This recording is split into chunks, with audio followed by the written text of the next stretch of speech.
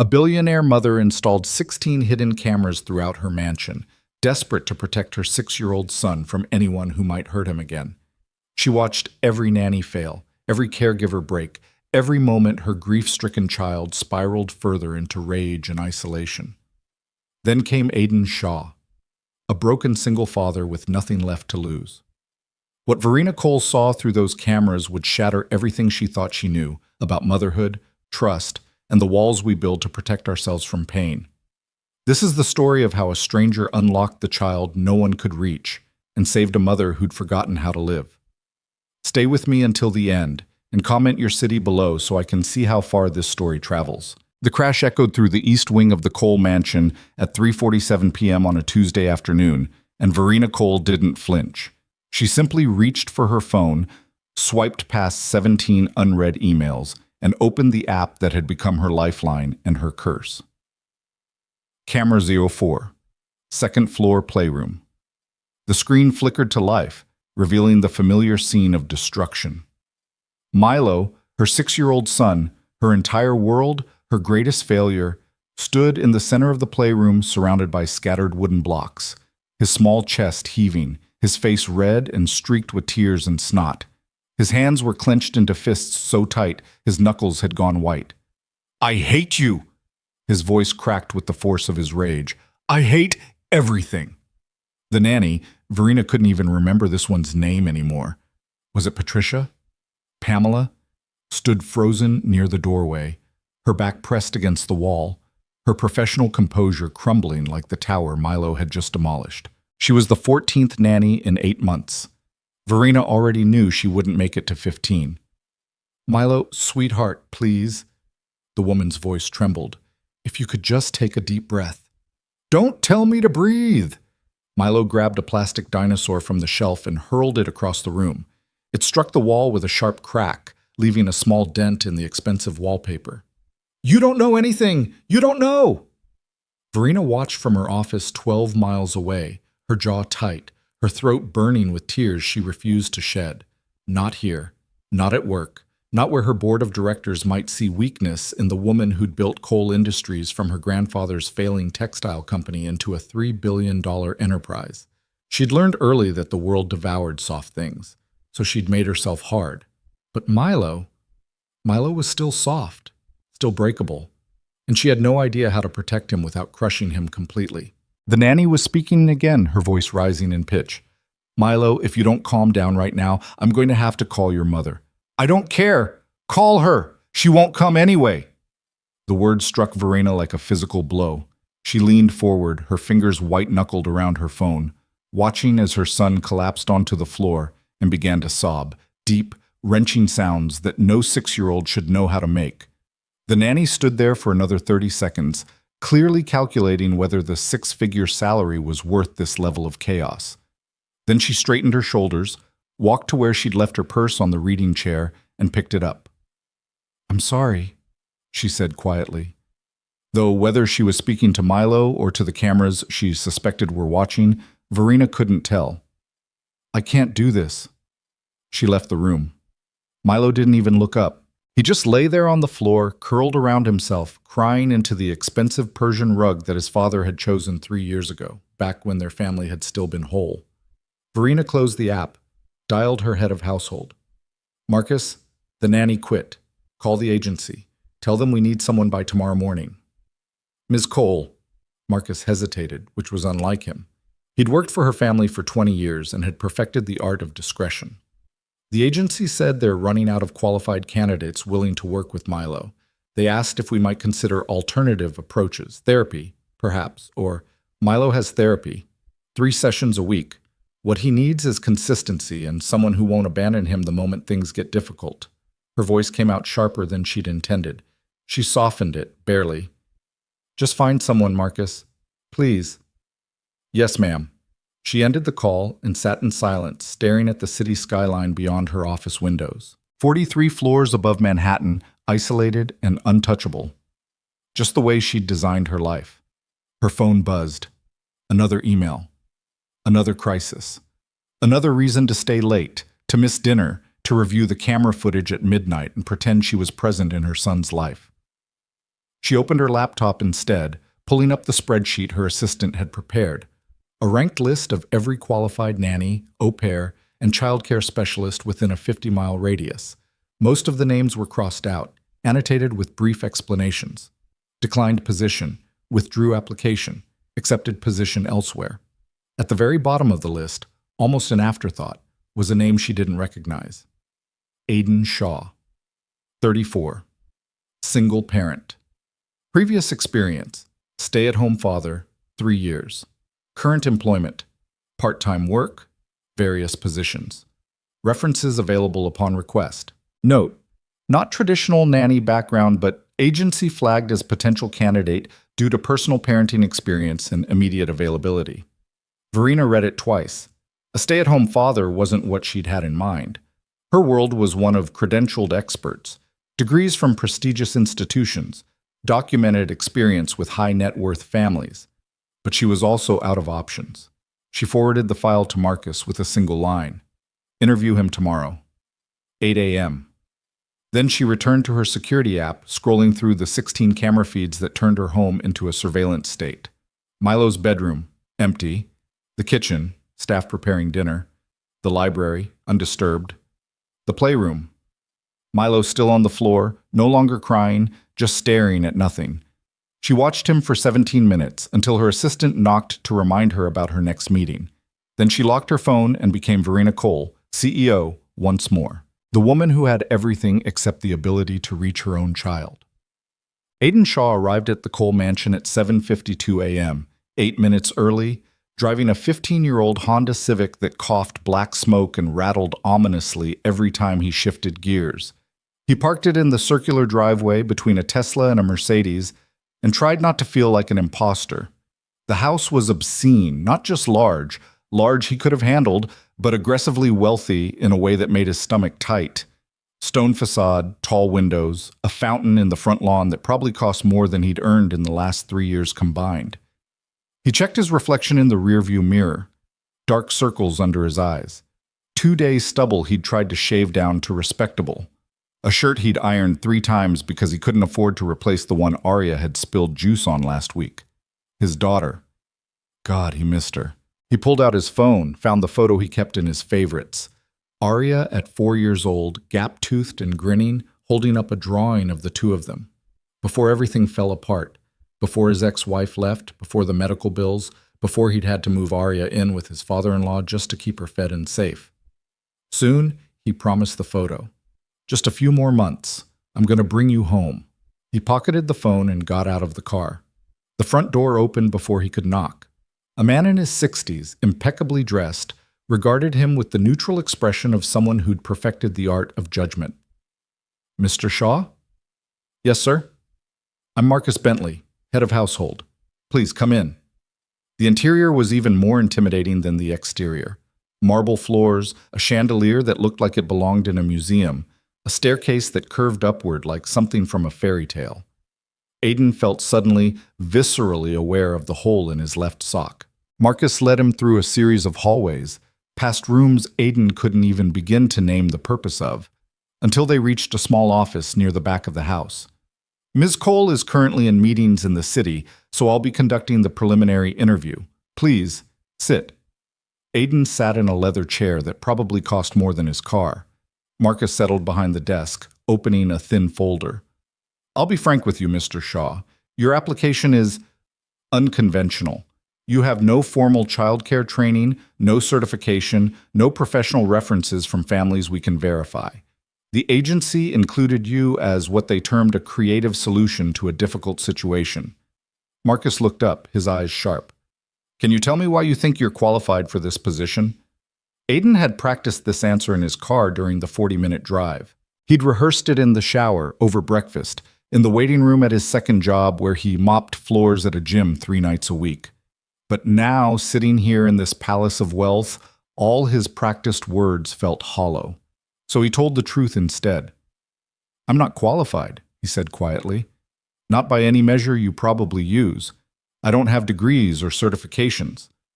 I haven't worked for diplomats or celebrities, but I know what it's like to be a kid who's scared and angry and doesn't know how to make sense of the world anymore. I know what it's like to be the parent who has to hold it together when everything's falling apart. He met Marcus's eyes. The agency told me about Milo. They said he's been through trauma, that he's struggling, that nobody seems to be able to reach him. That's correct. Then maybe he doesn't need someone with perfect credentials. Maybe he just needs someone who won't give up on him. The silence stretched. Marcus studied him with an intensity that made Aiden want to squirm, but he held still, held eye contact, refused to look away. Finally, Marcus closed the folder. The position pays $80,000 annually. Hours are Monday through Friday, 7 a.m. to 6 p.m., with occasional overnight stays if Ms. Cole needs to travel. You'll have your own room in the staff wing, health insurance included. He paused. But I need to be clear about something, Mr. Shaw. This is not a normal childcare position. Milo is brilliant and sensitive and currently very, very damaged. He will test you. He will push every boundary. He will try to make you leave, because everyone else has. I won't leave, Aiden said. 14 people before you have said the same thing. Then I'll be the 15th who means it. Marcus's expression didn't change, but something flickered in his eyes. Approval, maybe, or hope. Ms. Cole has security cameras throughout the house, for Milo's safety. You'll be monitored. Aiden nodded. He'd expected as much. That's fine. Then let me introduce you to Milo. They found him in this playroom, the same room where he'd destroyed the tower yesterday, though someone had cleaned up all evidence of the destruction. Milo sat in the corner near the window, building something with blocks, his back to the door. He didn't look up when they entered. Milo, Marcus said gently, this is Mr. Shaw. He's going to be spending time with you starting today. No response. Milo added another block to his structure, some kind of wall, Aiden realized, tall and defensive. Marcus glanced at Aiden, a silent question. Your move. Aiden crossed the room slowly, giving Milo space, and lowered himself to the floor about 6 feet away. Not hovering, not invading, just present. He sat cross-legged, wincing slightly at the protest in his knees, and watched Milo build. That's a good wall, Aiden said after a minute. Strong foundation. You planning to make it a castle? Milo's hand stilled, but he didn't turn around. It's not a castle. What is it? It keeps people out. Aiden nodded, even though Milo couldn't see him. Makes sense. Walls are good for that. You should go away. I could, Aiden agreed, but I just got here, and I drove a really long way. My car made this sound like a dying robot the whole time. It was pretty embarrassing. Despite himself, Milo's shoulders shifted slightly. Not quite a laugh, but close. Why did you come if your car is stupid? Because I heard there was a kid here who likes building things, and I'm pretty good at building things too. Thought maybe we could build something together. He paused. But if you'd rather build alone, that's okay too. I can just sit here and be quiet. I'm good at that. Milo finally turned around. He was small for 6, with dark hair that fell into his eyes, and a face that was all sharp angles and suspicion. He studied Aiden with the intensity of someone much older, searching for lies. What do you want to build? Milo asked finally. What do you want to build? You're just going to copy my answer. Probably, Aiden admitted. I'm not very creative before 9 a.m. I mostly just copy whatever smart people tell me. Milo considered this. Then he pushed a pile of blocks toward Aiden. You can build a house, but not near my wall. The wall is mine. Deal. They built in silence for a while. Aiden constructed a simple house, nothing fancy, while Milo extended his wall, making it longer, higher, more impenetrable. Marcus watched from the doorway for a few minutes, then quietly left. After 20 minutes, Milo spoke again. Do you have kids? Yeah, a daughter. Her name's Aria. She's 4. Where is she? She lives with her grandpa right now, in a different state. Why? Aiden chose his words carefully. Because sometimes grown-ups have to make hard choices. And right now the best choice for Aria is to be somewhere stable and safe while I work on making things better. Milo added another block to his wall. My dad died. The words were flat, factual, devastating. I know, Aiden said quietly. I'm really sorry. Everyone says that. Sorry doesn't bring him back. No, it doesn't. And my mom doesn't even care. She's never here. She just works all the time. Aiden looked at the boy, saw the anger and hurt written in every line of his small body, and recognized something he'd seen in the mirror. I bet she cares a lot. Sometimes when people are really sad, they don't know how to show it, so they hide in work or other things because it feels safer than feeling sad. That's stupid. Yeah, Aiden agreed. It kind of is. Milo knocked down part of his wall, then immediately started rebuilding it. Are you going to quit like everyone else? No. They all say that. I'm not them. How do I know? Aiden met his eyes. You don't, not yet. But I'm going to show up every day, and eventually you'll see I mean it. Milo stared at him for a long moment. Then he pushed another pile of blocks toward Aiden. Your house needs a roof. It's a stupid house without a roof. You're absolutely right, Aiden said, and started building. Done. 12 miles away in her office overlooking Manhattan, Verena Cole watched the entire exchange on her phone. She'd been in a budget meeting when the notification came through. Camera 04. Motion detected. She'd excused herself, claiming an urgent call, and locked herself in the executive bathroom to watch. Now she stood in that bathroom, her back against the cold marble wall, staring at the screen. The new hire, Aiden Shaw, sat on her son's playroom floor like he belonged there. No expensive suit, no artificial cheerfulness, no frustrated sighs when Milo gave short, hostile answers. Just quiet presence. Patience. The kind of ease around children that came from actual experience, not training manuals. When Milo pushed the blocks toward him and called his house stupid, Aiden had smiled. Not a fake, patronizing smile, but genuine amusement. And Milo, her beautiful broken boy who'd been screaming at strangers for months, was building beside him. Verena's hand trembled slightly as she paused the feed, zooming in on her son's face. He looked focused, calm. Not happy, not yet, but not drowning either. She closed her eyes, leaning her head back against the wall. Please, she thought, a prayer to no one in particular. Please let this one work. Then she straightened her jacket, checked her reflection, and went back to her meeting where she negotiated a $40 million merger without once revealing that her mind was 12 miles away, watching a stranger unlock the child she couldn't reach. The first week passed in a careful dance of boundaries and broken expectations. Aiden arrived every morning at 7 a.m., bringing with him the quiet steadiness that seemed to drain tension from rooms. He didn't try to force conversation or activities. He followed Milo's lead, offering options but never demands, sitting in comfortable silence when Milo needed space. The tantrums didn't stop. On Wednesday, Milo threw a cup of juice across the kitchen when Aiden suggested they make sandwiches together. On Friday, he locked himself in his bedroom for 3 hours, refusing to come out even for lunch. But something was shifting. Aiden could feel it in the small moments. Milo asking what Arya liked to eat. Milo showing him a drawing without being prompted. Milo sitting closer during their afternoon reading sessions. And in her office, her apartment, her car during the evening commute, Verena watched. She watched Aiden clean up the spilled juice without anger, explaining gently but firmly that throwing things wasn't okay, but that being upset was. She watched him sit outside Milo's locked door and read a story aloud, his voice carrying through the wood, waiting patiently until the lock finally clicked open.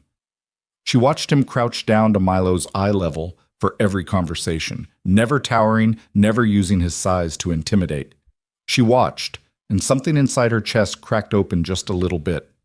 By the end of the second week, Marcus pulled Aiden aside after Milo had gone to bed. "You're doing well," Marcus said, which from him was the equivalent of a standing ovation. "Better than well." Milo's therapist called Ms. Cole yesterday. She said he's been more communicative in their sessions, talking about his feelings instead of just acting them out. Aiden felt relief flood through him. "That's good. That's really good.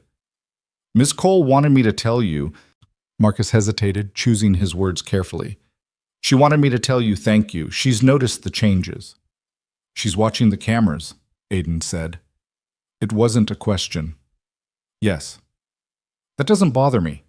If I were her, I'd do the same thing." He paused. "Can I ask you something about what happened to Milo's father?"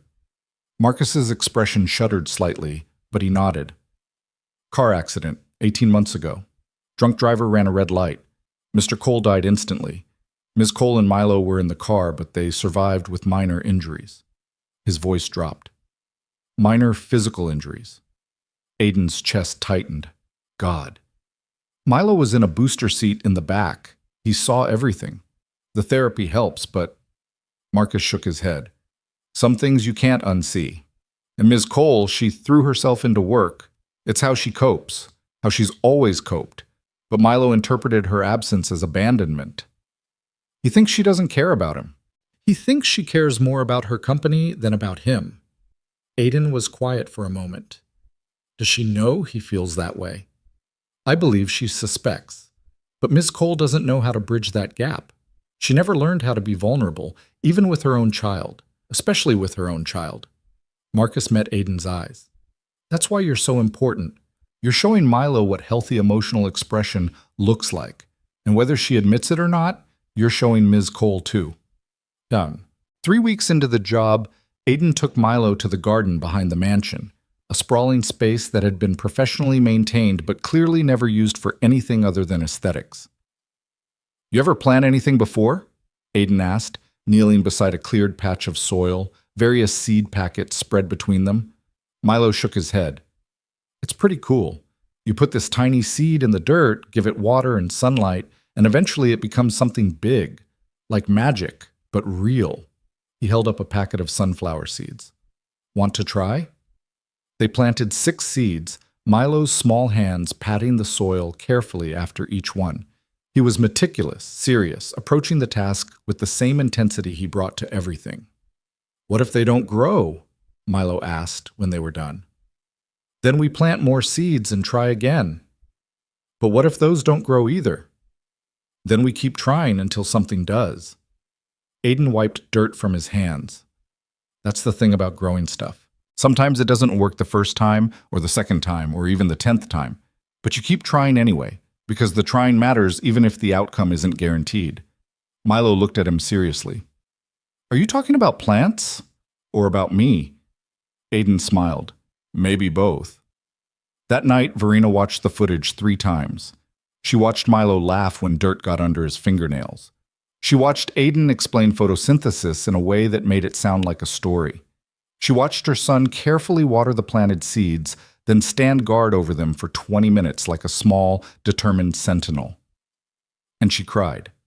Not in her office, not in the bathroom, but in her bedroom with the lights off, where no one could see and no cameras could capture her breaking apart.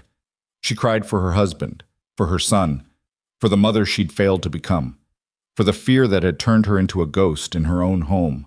When the tears finally stopped, she lay in the darkness and thought about Aiden Shaw, this stranger who'd walked into her carefully controlled world and exposed every crack in her armor.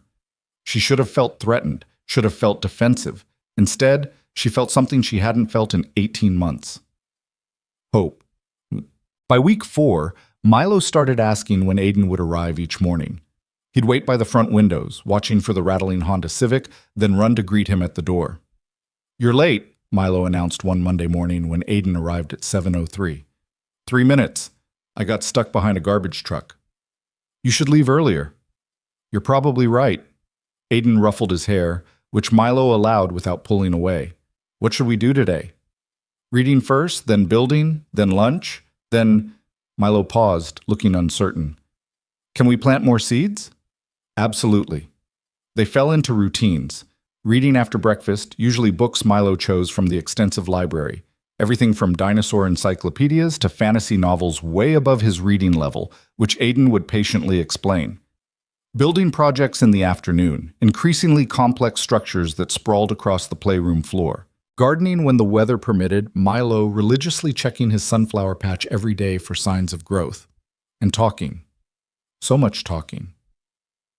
Milo talked about his father, memories that came in fragments, some happy, some confused, all tinged with loss.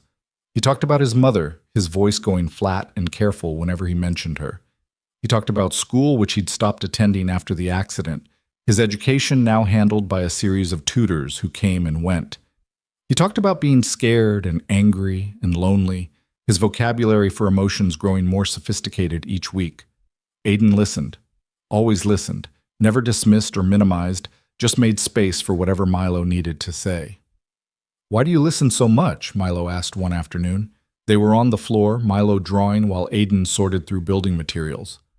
Other grown-ups always try to fix things. You just listen. Because sometimes people don't need things fixed, Aiden said. Sometimes they just need to be heard. Is that what your daughter needs? To be heard? The question caught Aiden off guard. He set down the blocks he'd been holding. Yeah, I think so. Do you miss her? Every day. Then why don't you live with her? It was the question Aiden had been dreading and expecting in equal measure. He took a breath, choosing honesty. Because right now, I can't give her the kind of home she deserves. Her grandpa has a house, a yard, stability. I have a studio apartment and 2 part-time jobs, but I'm working on it. That's why I took this job, so I can save money and bring her home. Milo was quiet for a moment. Then, she's lucky. What do you mean? You miss her. You're working hard to be with her again. She's lucky you want to be with her. The pain in those words was a punch to Aiden's chest. He shifted closer, waiting until Milo looked at him. Milo, your mom wants to be with you. I know it doesn't feel like that right now, but I promise you, she does. Then why is she never here? Because she's scared. And when people are scared, sometimes they do things that don't make sense, that hurt people they love. He paused. But that doesn't mean the love isn't there. Milo went back to his drawing, a house with 4 windows, a door, and 2 stick figures in front. I drew you and Arya. Can I see? Milo held it up. The figures were smiling, holding hands, standing in front of a sunflower that was taller than the house. It's beautiful, Aiden said, his throat tight. You can keep it, for when you miss her. Aiden took the drawing carefully, like the treasure it was. Thank you, buddy. That night, Verena watched the exchange through tears she didn't bother to wipe away. She watched Aiden fold the drawing gently and slip it into his wallet. She watched Milo lean against his shoulder, comfortable in a way he'd never been with anyone else. And she realized with startling clarity that she wasn't just watching to protect Milo anymore. She was watching because she couldn't look away, because Aiden Shaw had done something impossible. He'd made her want to be present in her own life again. The cameras had shown her everything. Now she just had to figure out what to do with what she'd seen. The morning everything shifted began like any other, with Verena in her office reviewing quarterly projections while secretly watching Camera 04. Milo and Aiden were in the kitchen, making pancakes, or rather, making an extraordinary mess that would have sent any of the previous nannies into cardiac arrest. Flour dusted every surface. Eggshells littered the counter. Milo stood on a step stool, wielding a whisk like a weapon, attacking the batter with more enthusiasm than technique. You're supposed to stir it gently, Aiden said, laughing as batter splattered onto his shirt. Not murder it. But it's lumpy. I hate lumps. Lumps are fine. They cook out. Here, let me show you. Aiden guided Milo's hand, demonstrating the circular motion. See? Smooth, but not too much. If you overmix it, the pancakes get tough. How do you know that? Arya taught me. She's very particular about her pancakes. Milo's whisking slowed. What's she like? Arya? The question caught Aiden mid-reach for the vanilla extract. He set the bottle down carefully, considering. She's funny. Really funny. She tells these jokes that don't quite make sense, but she laughs so hard at them that you can't help laughing too. His voice softened. And she's brave. Braver than I was at her age. When things got hard, when her mom left and we had to move her to Grandpa's house, she didn't cry. She just held my hand and said, "It's okay, Daddy. We're going to be okay." Is she right? I'm trying to make her right. Milo poured batter onto the griddle with Aiden's help, watching the bubbles form across the surface. If you bring her here, can I meet her? If I bring her here? Aiden smiled. When I bring her here. And yeah, buddy, I'd like that a lot. Do you think she'd like me? The vulnerability in that question made Aiden's chest ache. Are you kidding? She'd love you.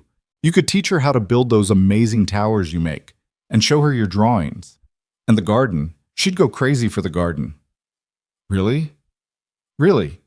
Milo flipped the pancake with intense concentration, his tongue poking out slightly. When it landed perfectly, he grinned, a real, unguarded smile that transformed his entire face. I did it. You absolutely did. That's a professional level flip right there. They ate the pancakes at the kitchen island, Milo insisting on drowning his in enough syrup to constitute a health hazard. He chattered about the sunflowers, which had finally sprouted, tiny green shoots pushing through the soil like miracles. About the book they were reading, a story about dragons and friendship that Milo insisted was scientifically inaccurate but emotionally satisfying. About everything and nothing, the words spilling out in a way that had become natural over the past month. Verena watched it all, her coffee growing cold in her hand. She watched the easy affection between them, the way Milo leaned into Aiden's space without fear, the way Aiden listened like every word Milo said mattered. And she felt the guilt rise like bile in her throat. This should be her. She should be the one making pancakes, hearing about the sunflowers, receiving those unguarded smiles. But she'd locked herself away in grief and work, built walls even higher than the ones Milo constructed with his blocks, and now a stranger was living the life she'd abandoned. Her phone buzzed, her assistant reminding her about the board meeting in 30 minutes. She closed the app, straightened her shoulders, and became the version of herself the world expected to see. But the image of Milo's smile stayed with her through every presentation, every decision, every moment she should have been focused on business, but found herself thinking about home. The days blurred together in a rhythm that felt almost normal. Aiden showed up every morning at 7, never late, never making excuses. He taught Milo how to crack eggs without getting shells in the bowl, how to tie his shoes using the bunny ear method, how to breathe through anger instead of drowning in it. They built elaborate cities from blocks, painted pictures that Marcus hung on the refrigerator, read until Milo's eyes grew heavy. And the tantrums, while not gone completely, became less frequent, less intense, more like the normal frustrations of a 6-year-old and less like the screams of someone drowning. Milo's therapist, Dr. Chen, called Verena directly one Tuesday afternoon. "I wanted to update you on Milo's progress," she said, her voice warm. "The changes over the past month have been remarkable. He's engaging more, expressing his emotions verbally instead of physically. He even talked about his father without shutting down completely."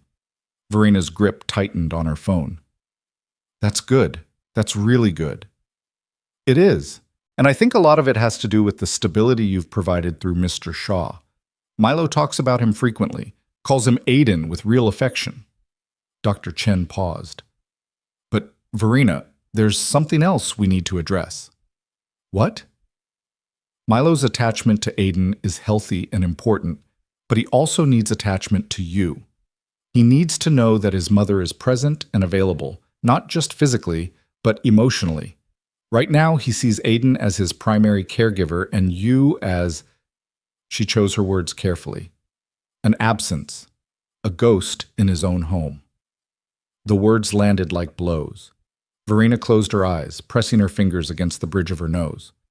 "I know. I'm not saying this to hurt you. I'm saying it because I think you're ready to hear it. You've survived the immediate crisis of losing your husband. You've kept your company running, kept Milo safe, and cared for. But surviving isn't the same as living. And Milo needs you to start living again." "I don't know how," Verena admitted, her voice barely above a whisper. "Then maybe it's time to learn.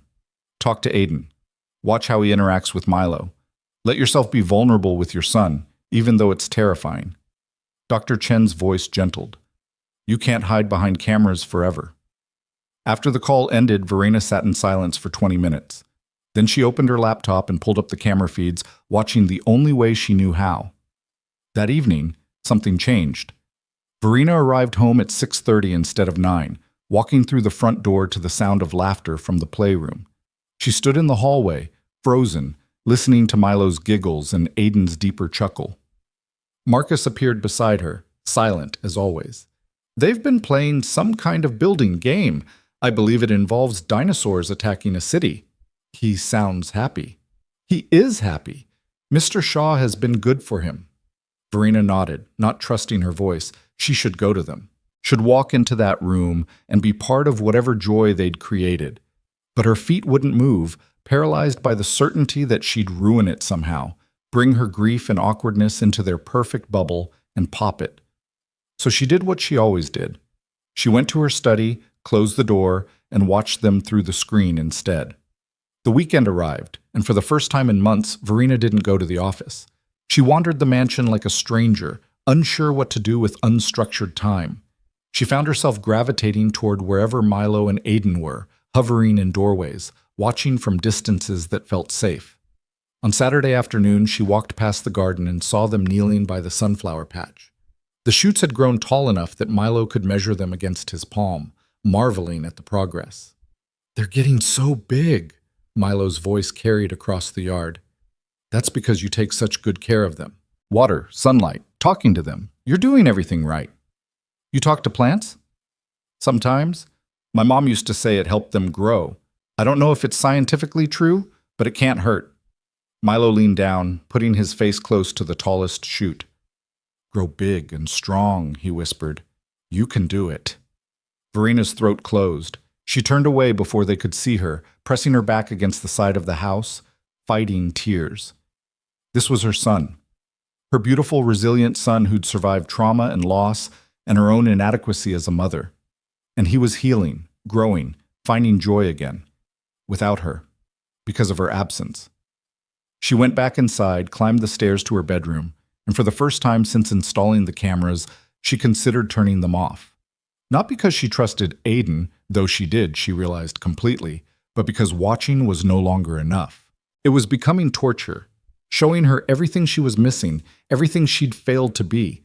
But she couldn't bring herself to delete the app. Not yet. So she compromised, setting it aside on her nightstand and forcing herself to spend the rest of the weekend doing other things. Reading, answering emails, existing in her own home without constant surveillance. It felt like withdrawal. Monday morning brought another shift. Verena had a breakfast meeting in the city that ran late, which meant she wasn't at her desk for Aiden's arrival. But at 10:30, during a brief break, she pulled out her phone. The kitchen camera showed Aiden and Milo baking something, cookies maybe, from the chocolate chips scattered across the counter. But it was what she heard that stopped her breath. "Aiden?"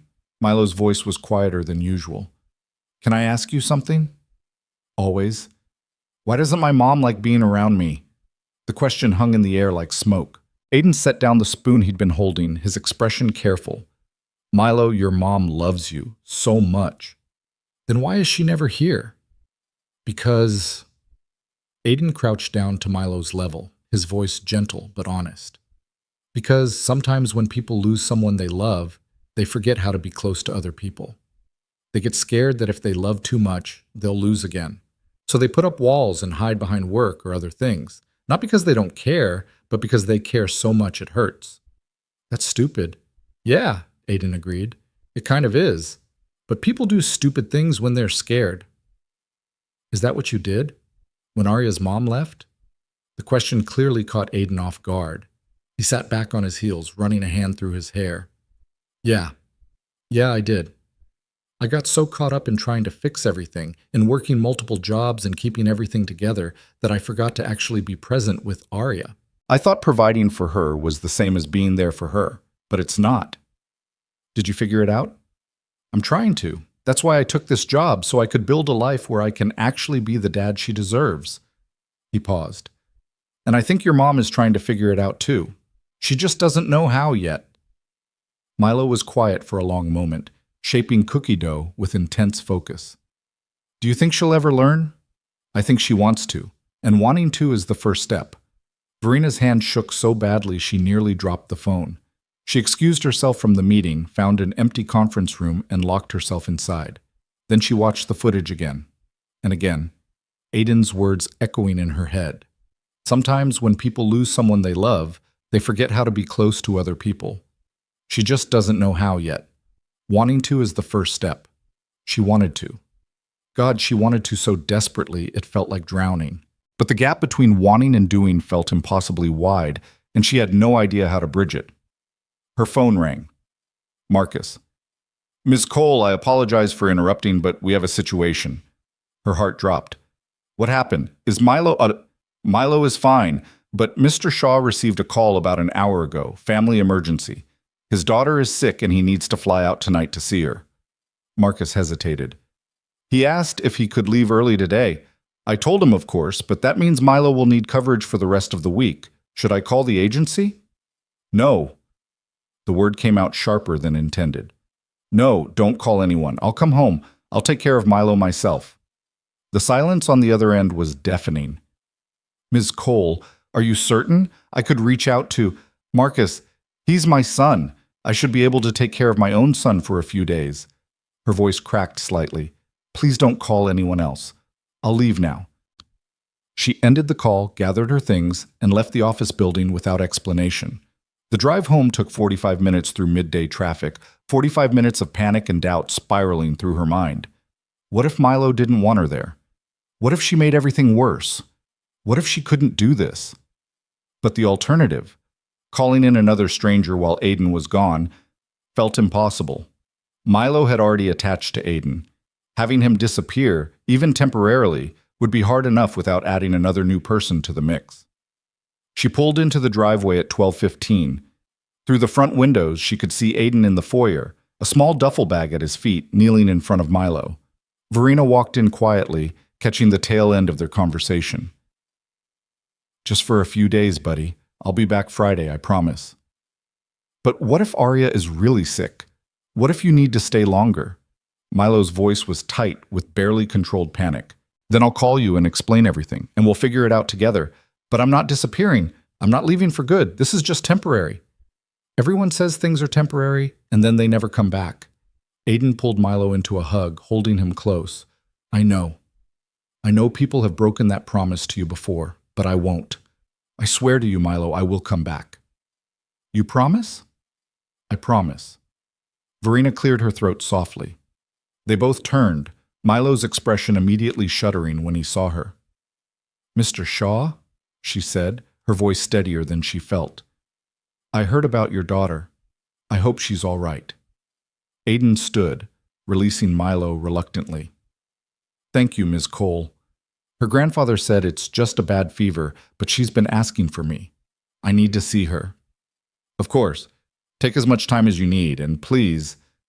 She hesitated, then reached into her purse, pulling out her personal credit card. Use this for any medical expenses, or travel costs, whatever you need. He stared at the card like it might bite him. Ms. Cole, I can't... You can. Consider it a bonus. Or an advance on your salary. I don't care what you call it, but if your daughter needs care, she should have it without you worrying about cost. Her voice softened. Go take care of your child, Mr. Shaw. That's what matters. For a moment, Aiden looked like he might argue. Then he took the card carefully, slipping it into his wallet. Thank you. I'll pay you back. Let's worry about that later. He grabbed his bag, then crouched down one more time in front of Milo. Remember what we talked about. Your mom loves you. Give her a chance, okay? Milo nodded, not looking convinced, and Aiden stood meeting Verena's eyes with an intensity that made her breath catch. He's scared of being alone with you, not because he doesn't love you, but because he doesn't know if you love him. Show him. However you can, just show him. Then he was gone, the front door closing behind him, leaving Verena alone with her son for the first time in longer than she could remember. Milo stood in the foyer, his arms crossed, his expression guarded. The silence stretched between them like a chasm. So, Verena said finally, her voice coming out awkward and too formal. What should we do? I don't know. What do you want to do? I asked you first. You're the grown-up. You're supposed to decide. Verena took a breath, forcing herself to be honest. Milo, I don't know what we should do. I don't know what you like to do anymore. I don't know your routines or your favorite foods or what makes you happy, and that's my fault. She struggled for words. I've been hiding. From you, from my feelings, from everything, and I'm sorry. Milo's arms tightened around himself. Aiden says you're sad about Daddy. Aiden's right. I am sad about Daddy every single day. Me too. I know, sweetheart. I know you are.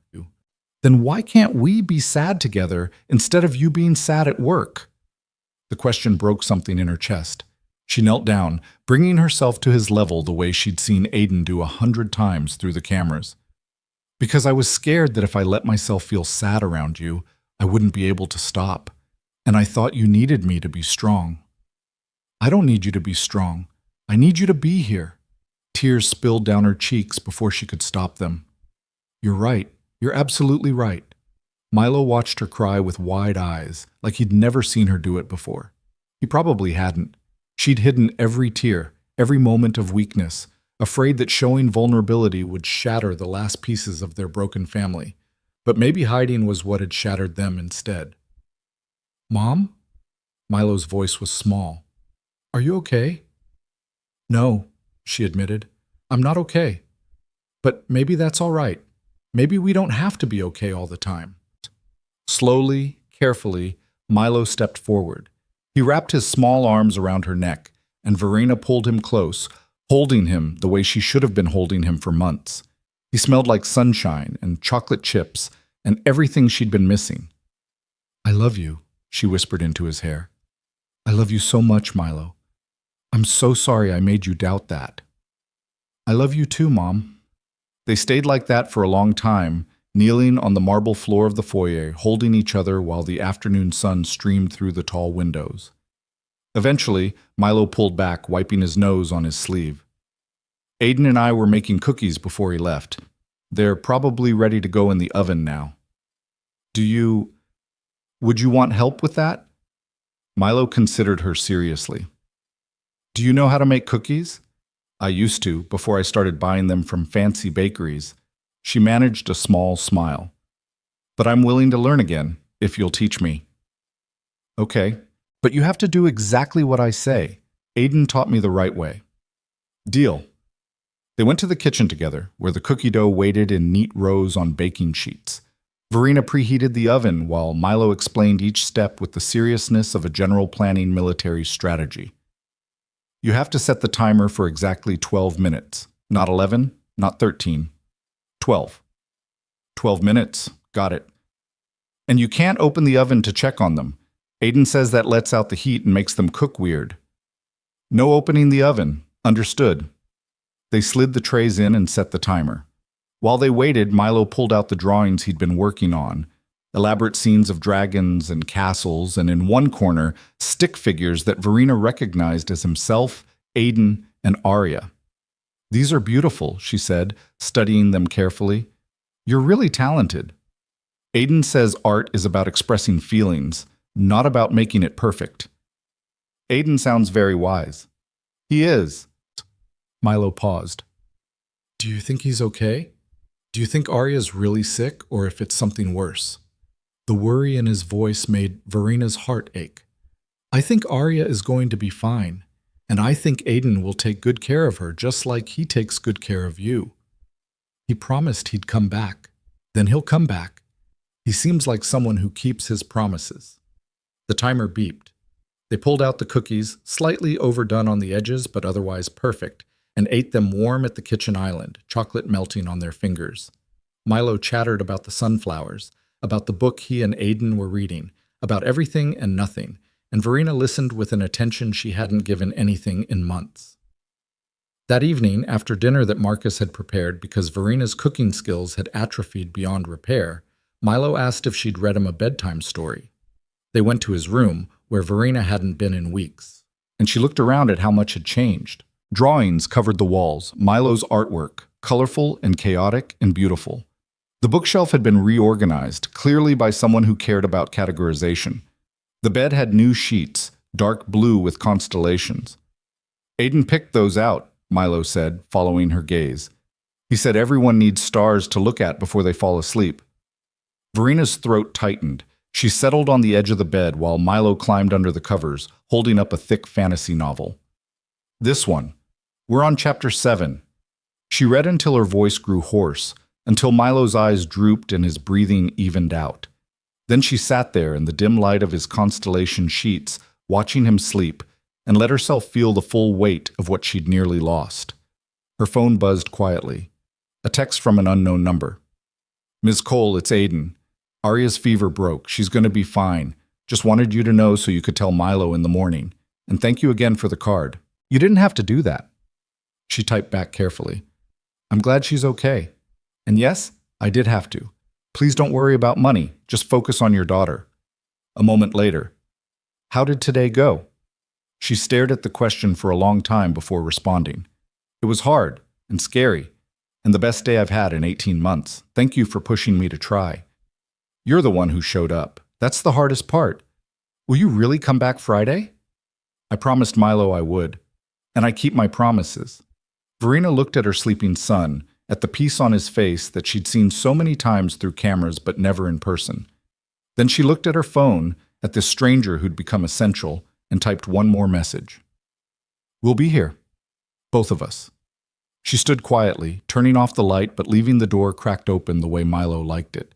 Then she went to her own room, pulled out her phone one last time, and did something she hadn't done in 4 weeks.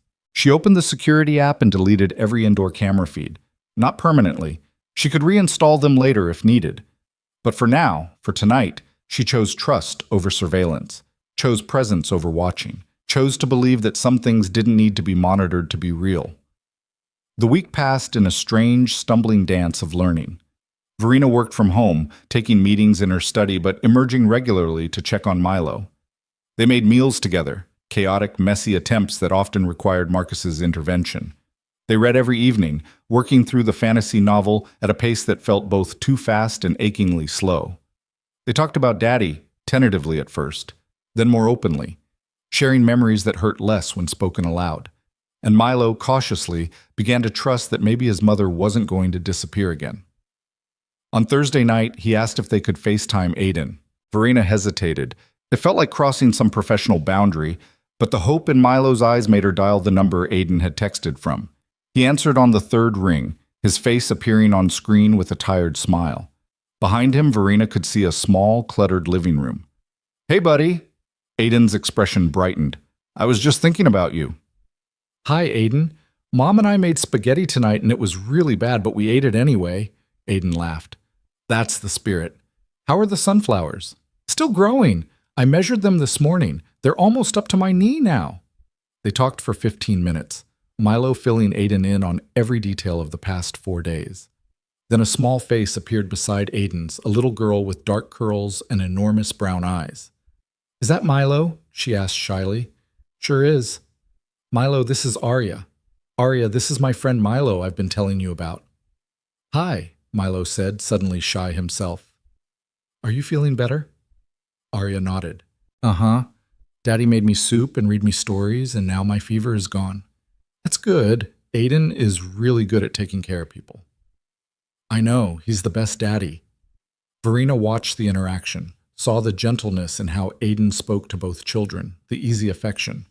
And she saw something else too, the worn couch behind them, the crack in the wall that had been poorly patched, the exhaustion in Aiden's eyes that he tried to hide behind smiles.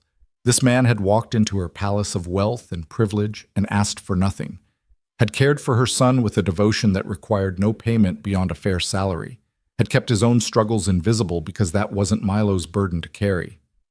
After they said goodbye and ended the call, Milo turned to her seriously. Mom, can we help them? What do you mean? Aiden and Arya, they don't have a nice house like us, and Aiden works really hard, but he can't bring her home yet. Can we help them?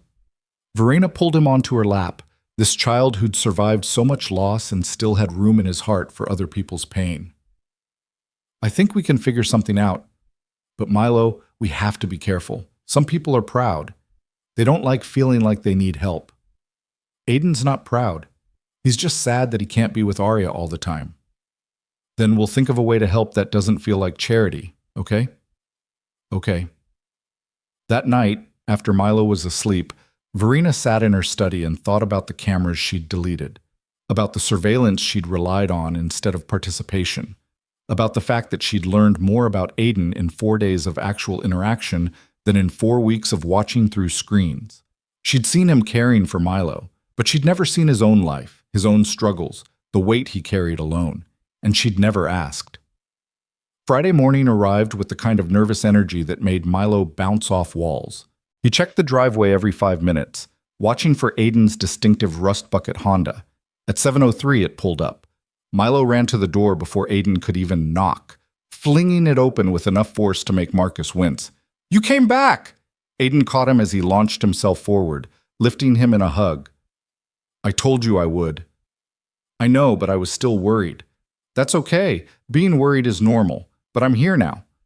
He set Milo down, his eyes finding Verena where she stood in the hallway. Something passed between them. Understanding, maybe, or recognition of how much had shifted in 5 days. "Welcome back, Mr. Shaw," she said quietly. "How's Arya?" "Much better. Thank you for asking. And thank you for," he gestured vaguely, encompassing everything, "for taking care of him." "That's my job. I'm his mother." "I know, but it's still good to hear you say it." Milo tugged on Aiden's hand. "Come see the sunflowers. They grew so much. And Mom and I finished chapter 12. 12? That's 3 whole chapters. You guys have been busy." As Milo dragged Aiden toward the back door, chattering nonstop about everything they'd done, Verena found herself following at a distance, watching, but differently now. Not through a screen, not from hiding, but openly, allowing herself to be part of the scene instead of just an observer. In the garden, Milo proudly displayed the sunflowers, which had indeed grown impressively. Aiden crouched down, examining them with appropriate seriousness, praising Milo's caretaking skills. And Verena stood there in the morning sun, watching her son laugh, and realized something that should have been obvious from the start. She'd hired Aiden to care for Milo, but somehow, without meaning to, he'd started caring for both of them, teaching Milo how to express emotions, teaching Verena how to be present, showing them both what it looked like to love imperfectly, but completely. She thought she was watching him through those cameras, evaluating his performance, judging his worthiness, protecting her son from potential harm. But the truth was simpler and more terrifying. She'd been watching because she was learning how to be the mother Milo needed, learning how to connect again, how to feel again, how to live in her own life instead of observing it from a safe distance. And now, standing here in the garden with her son's laughter ringing out, and this stranger who wasn't a stranger anymore teaching her child about growth and patience and care, she understood something else too. She wasn't ready to let Aiden Shaw walk out of their lives when this job eventually ended, which meant she needed to figure out what came next before that ending arrived. The fragile peace lasted exactly 11 days. Verena had fallen into a new rhythm, one that felt both foreign and right. She came home earlier most evenings, joining Milo and Aiden for dinner. She'd reinstalled the camera app, but found herself opening it less and less, choosing instead to simply walk into rooms where her son was, rather than watching from afar. The work emails still flooded in. The board meetings still demanded her attention, but she'd started setting boundaries she'd never enforced before. Milo responded cautiously to her presence, like a wild animal learning that food offered from a hand wouldn't hurt him. He still gravitated toward Aiden naturally, still sought him out first when something went wrong, but he'd started including Verena too. Small things, showing her drawings, asking her opinion on which book to read next, letting her help with the sunflowers that were now tall enough to require stakes for support. It felt like healing, slow, uncertain, but real. Then came the Wednesday that shattered everything.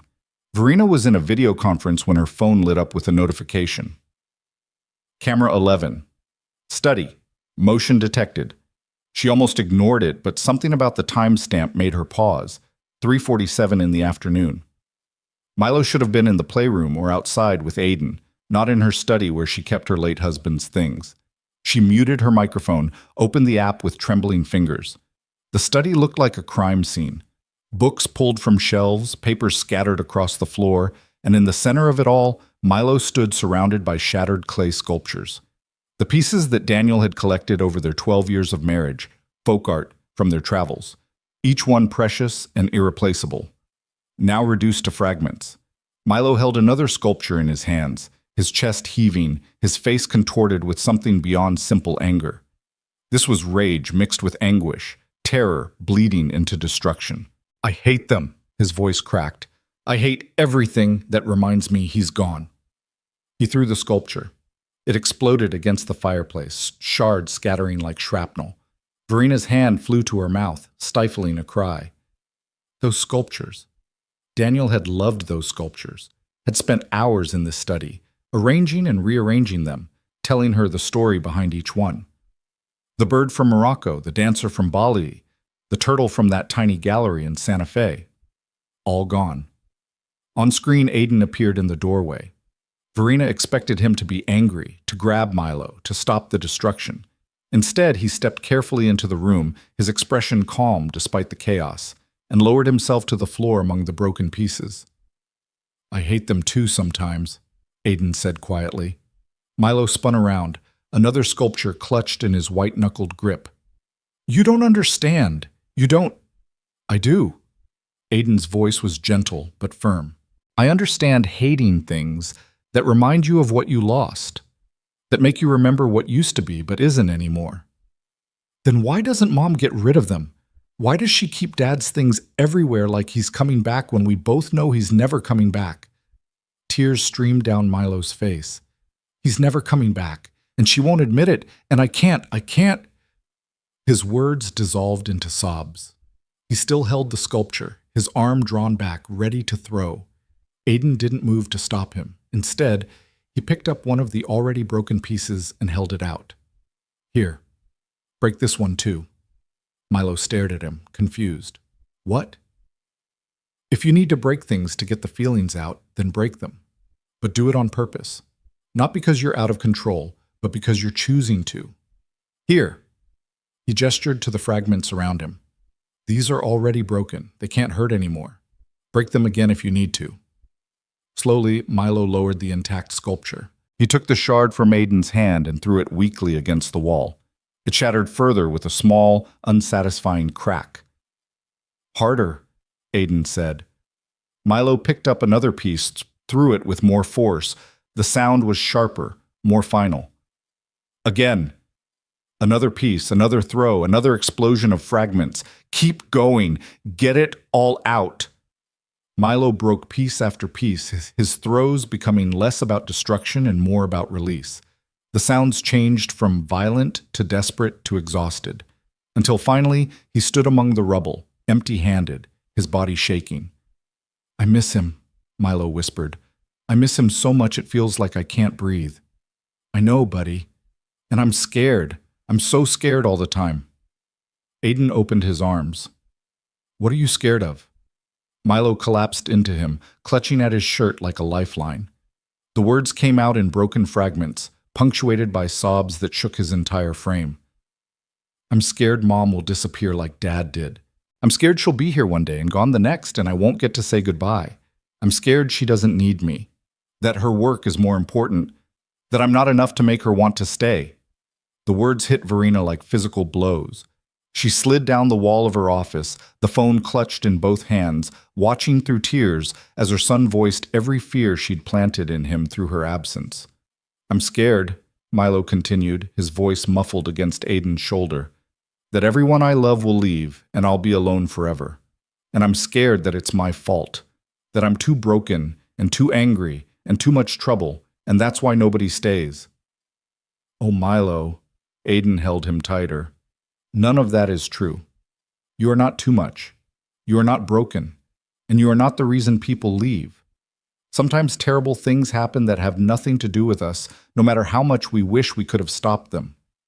But what if Mom leaves too? She won't. You don't know that. Dad didn't mean to leave, and he did anyway.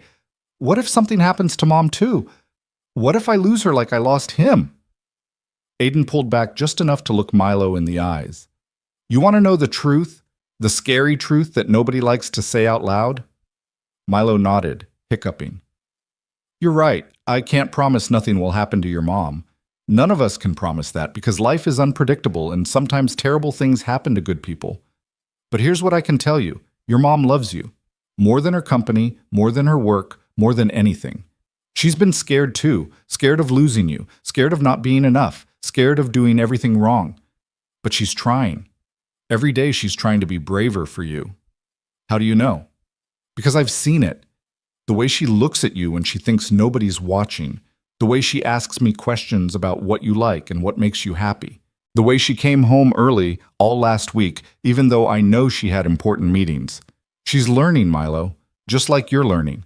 And maybe that's all any of us can do. Just keep learning and trying and showing up, even when it's scary." Milo was quiet for a long moment, his breathing gradually evening out. Then he looked at the destruction around them, at the broken sculptures that could never be put back together. "Mom's going to be so mad." "Maybe.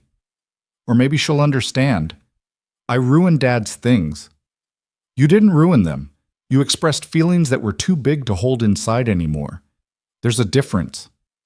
Aiden stood, lifting Milo with him. Come on, let's get you cleaned up, and then we'll figure out how to talk to your mom about this. I don't want to talk to her. She'll hate me. She won't hate you. She could never hate you. Aiden's voice was firm. But we do need to tell her what happened. Not because you're in trouble, but because she needs to understand what you're feeling, okay? Milo nodded reluctantly, and they left the study. Aiden's arm around the boy's shoulders, steady and supporting. Verena sat on her office floor for another 5 minutes, unable to move, unable to process. Her son thought she might disappear, thought her work was more important than him, thought he was too broken to love, and he was destroying his father's memory because nobody had taught him how to hold grief without it destroying him first. She'd failed. As a mother, as a widow, as a human being, she had failed spectacularly. All her money, all her success, all her carefully controlled surveillance. None of it had protected Milo from the pain of losing his father and feeling like he was losing his mother, too. Her assistant knocked on the door. Miss Cole, they're waiting for you to unmute. Cancel the rest of my meetings, Verena said, her voice hollow. All of them. Today, tomorrow, the rest of the week. Cancel everything. But the board presentation, I said, cancel everything.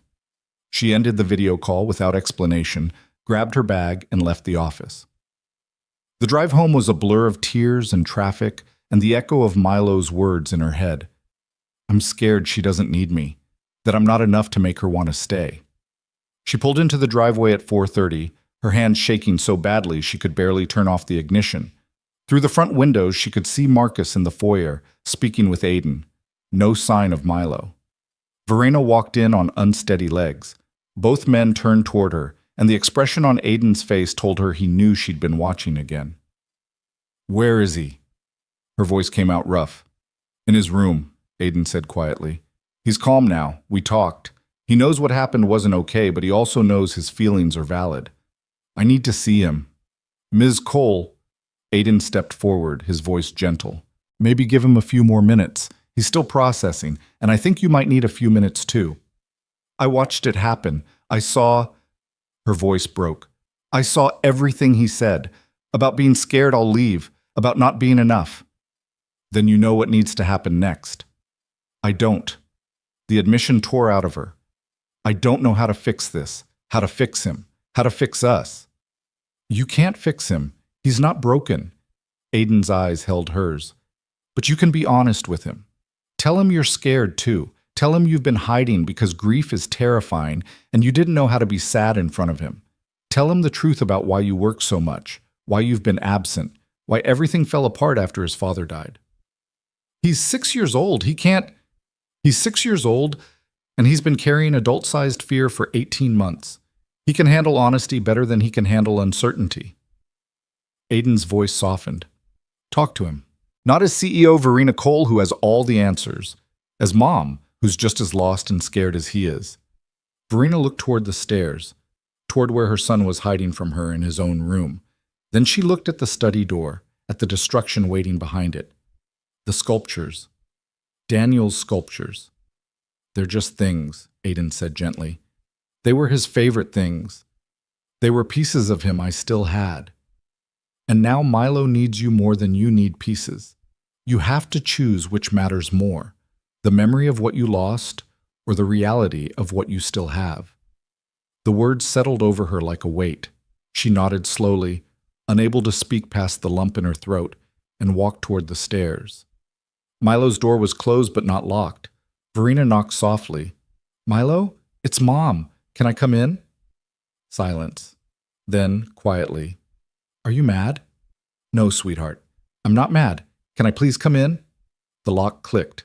Verena opened the door to find Milo sitting on his bed, his knees drawn up to his chest, his eyes red and swollen from crying. He looked so small, so young, so terribly fragile. She crossed the room and sat on the edge of his bed, maintaining some distance, not wanting to crowd him. Aiden told me what happened in the study. Milo's face crumpled. I'm sorry. I'm so sorry, Mom. I didn't mean to. I know. And it's okay. It's not okay. I broke Dad's things. I broke everything, and I can't put it back together. And Milo, she reached out slowly, telegraphing the movement, and took his hand. Can I tell you something? Something I should have told you a long time ago? He nodded, tears streaming down his cheeks. Verena took a shaky breath. When Daddy died, I broke too. Not on the outside where people could see, but on the inside. And I was so scared of being broken in front of you that I hid. I hid behind work and meetings and this idea that if I could just keep everything else perfect, if I could just control everything else, then maybe the broken parts wouldn't matter. But that wasn't fair to you. Because you were breaking too, and instead of breaking together, I left you to break alone. You were sad, Milo whispered. I was devastated. I still am, every single day. But that's not an excuse for abandoning you. You needed your mother, and I wasn't there. And I am so, so sorry. I thought you didn't care. I thought work was more important.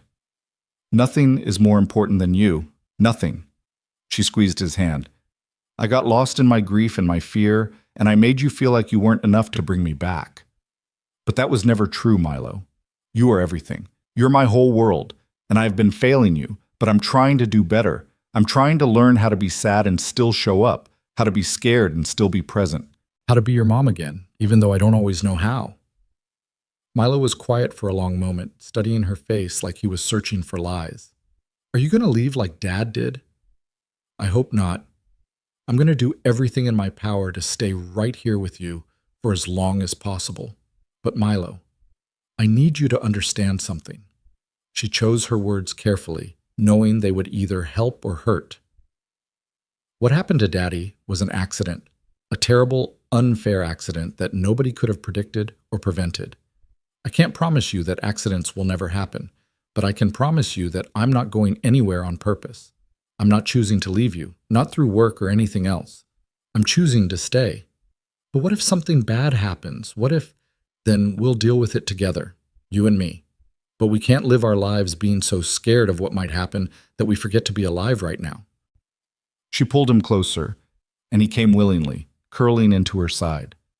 I don't want to miss any more of your life because I'm too afraid of losing it. Do you understand? I think so. And Milo? About the sculptures. You were right to be angry that I kept them everywhere.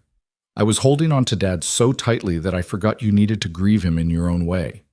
Those things were important to me, but they were making you feel like I cared more about preserving his memory than about your feelings. And that wasn't fair. I shouldn't have broken them. Probably not. But I understand why you did. And we can talk about better ways to express anger next time, okay? Ways that don't involve destroying things. Like what? I don't know yet, but we'll figure it out together. Maybe talk to Dr. Chen about it. Maybe find some physical way to release those big feelings that doesn't hurt anyone or break things we can't replace. She kissed the top of his head. The important thing is that you tell me when you're feeling that angry or scared instead of holding it in until it explodes. Will you really listen? Yes, I promise I will really listen. They sat together in silence, Milo's breathing gradually calming, his body relaxing against hers.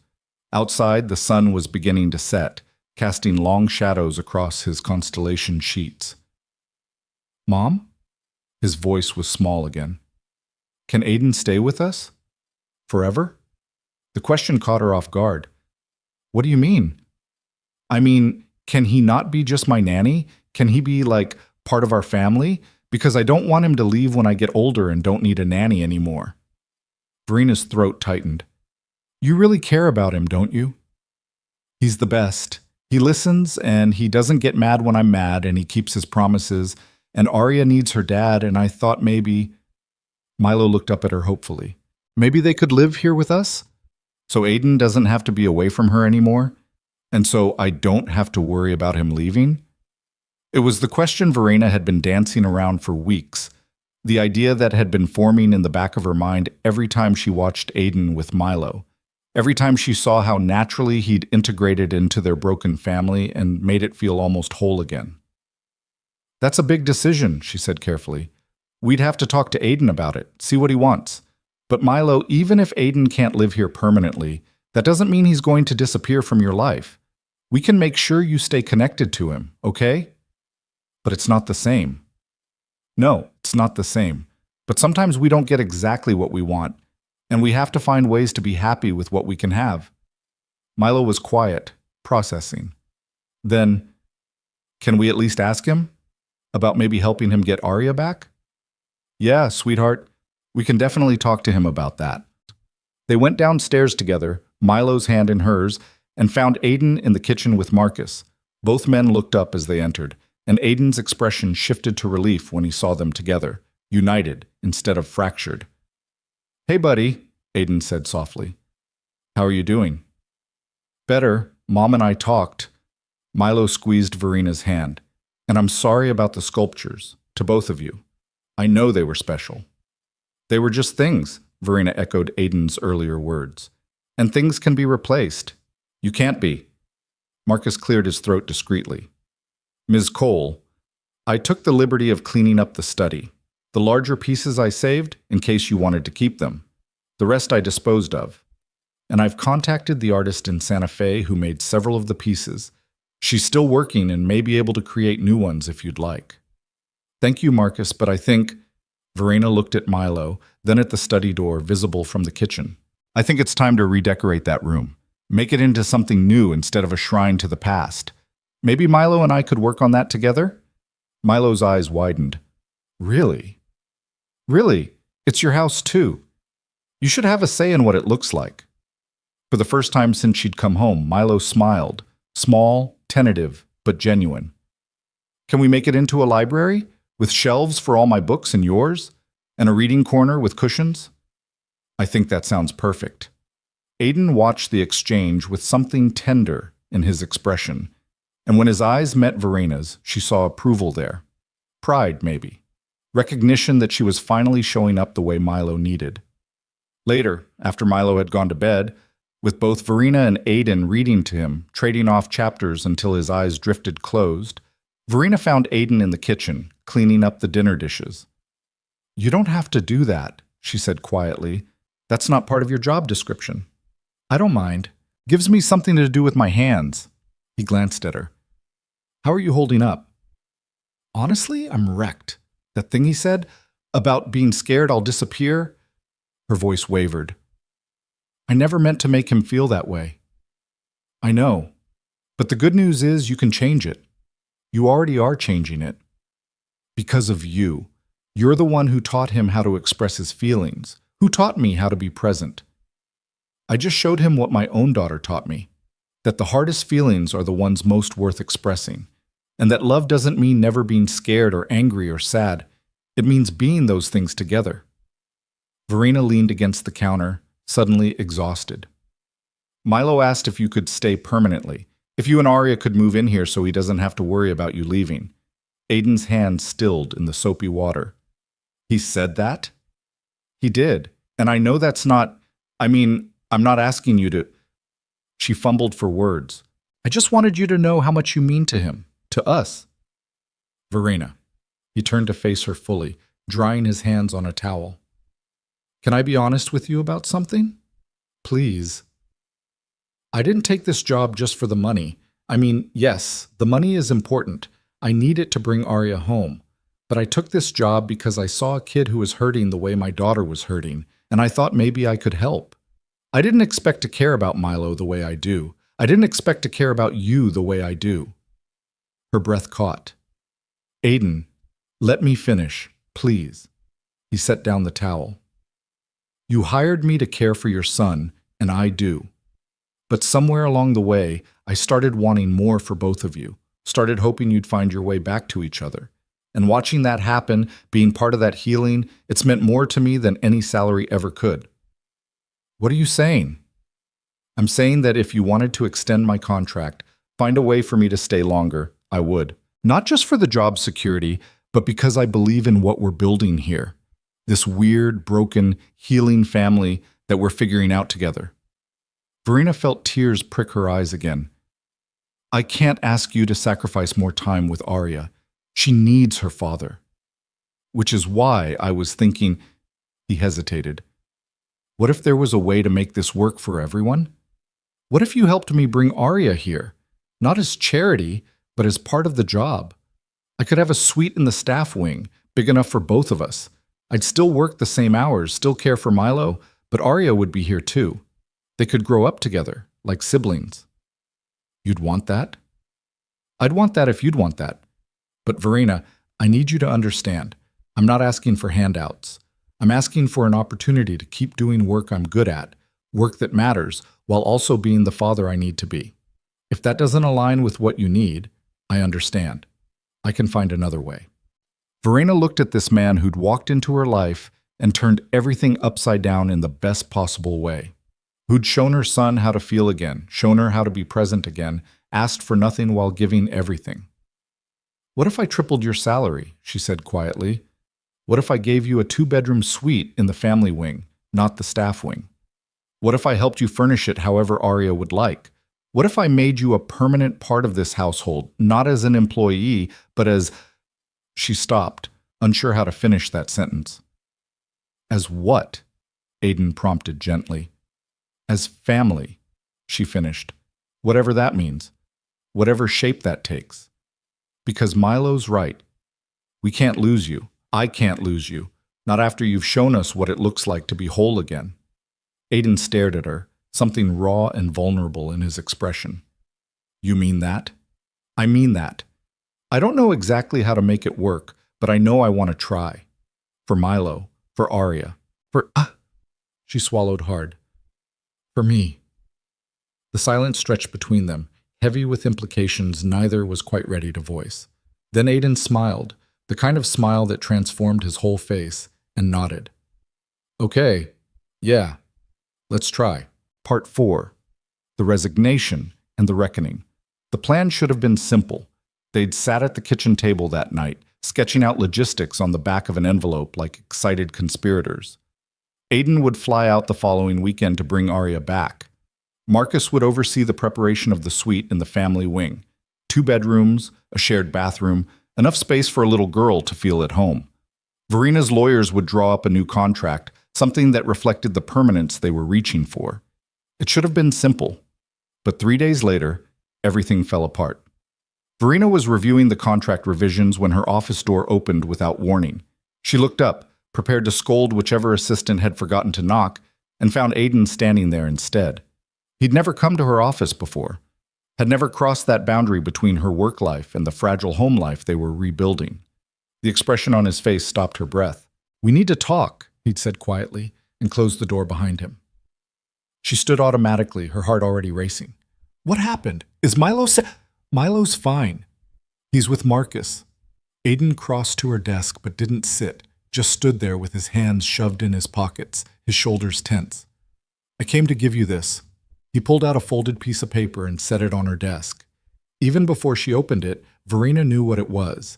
Her hands shook as she unfolded the letter, her eyes scanning the neat handwriting that somehow made everything worse. Dear Ms. Cole, this letter serves as my formal resignation from the position of child care provider for your son, Milo Cole, effective 2 weeks from today's date. I want to be clear that this decision has nothing to do with Milo or any dissatisfaction with the position itself. Working with your son has been one of the most meaningful experiences of my life, and I will carry the memory of our time together always. However, I believe it's in Milo's best interest that I step back before his attachment to me becomes something that could hurt him. He deserves stability with his primary caregiver, you, and I'm concerned that my continued presence might hinder rather than help his healing. The words blurred as tears filled her eyes. She forced herself to keep reading. I've watched you become the mother he needs over these past weeks. You don't need me anymore. And when you realize that, when you're ready to move forward without my help, my leaving will only hurt Milo more if we wait. I'm sorry for the short notice, and I'm sorry for backing out of our arrangement regarding Arya. I thought I could make it work, but I'm not sure it's the right thing for anyone involved. Thank you for trusting me with your son, Aiden Shaw. Verena set the letter down carefully, fighting the urge to crumple it into nothing. When she finally looked up at Aiden, her voice came out sharp and cold, the CEO voice she used when someone was wasting her time. You're quitting? Yes, After everything we talked about? After promising Milo you'd stay? After making plans to bring Arya here and become part of this family? You're just walking away. I'm not walking away. That's exactly what you're doing.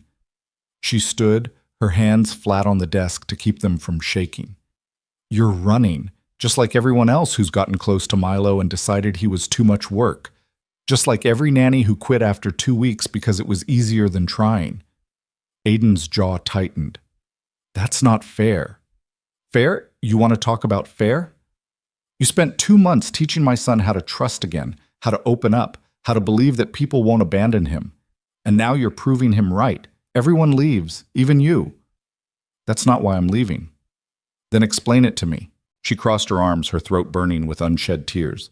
Explain how this isn't exactly what Milo was terrified of. Explain how you're not doing exactly what you promised you wouldn't do. Aiden ran both hands through his hair, his composure cracking. Because he's too attached. Can't you see that? He's not just attached to me as a caregiver. He's starting to see me as a replacement for his father. And that's not healthy. That's not fair to Daniel's memory. And it's not fair to you. Daniel is dead. The words came out harsh, brutal. And Milo needs people who will show up for him. People who won't disappear the moment things get complicated. I'm trying to prevent him from getting hurt worse later. By hurting him now instead? That's your solution? You're ready to be his mother again.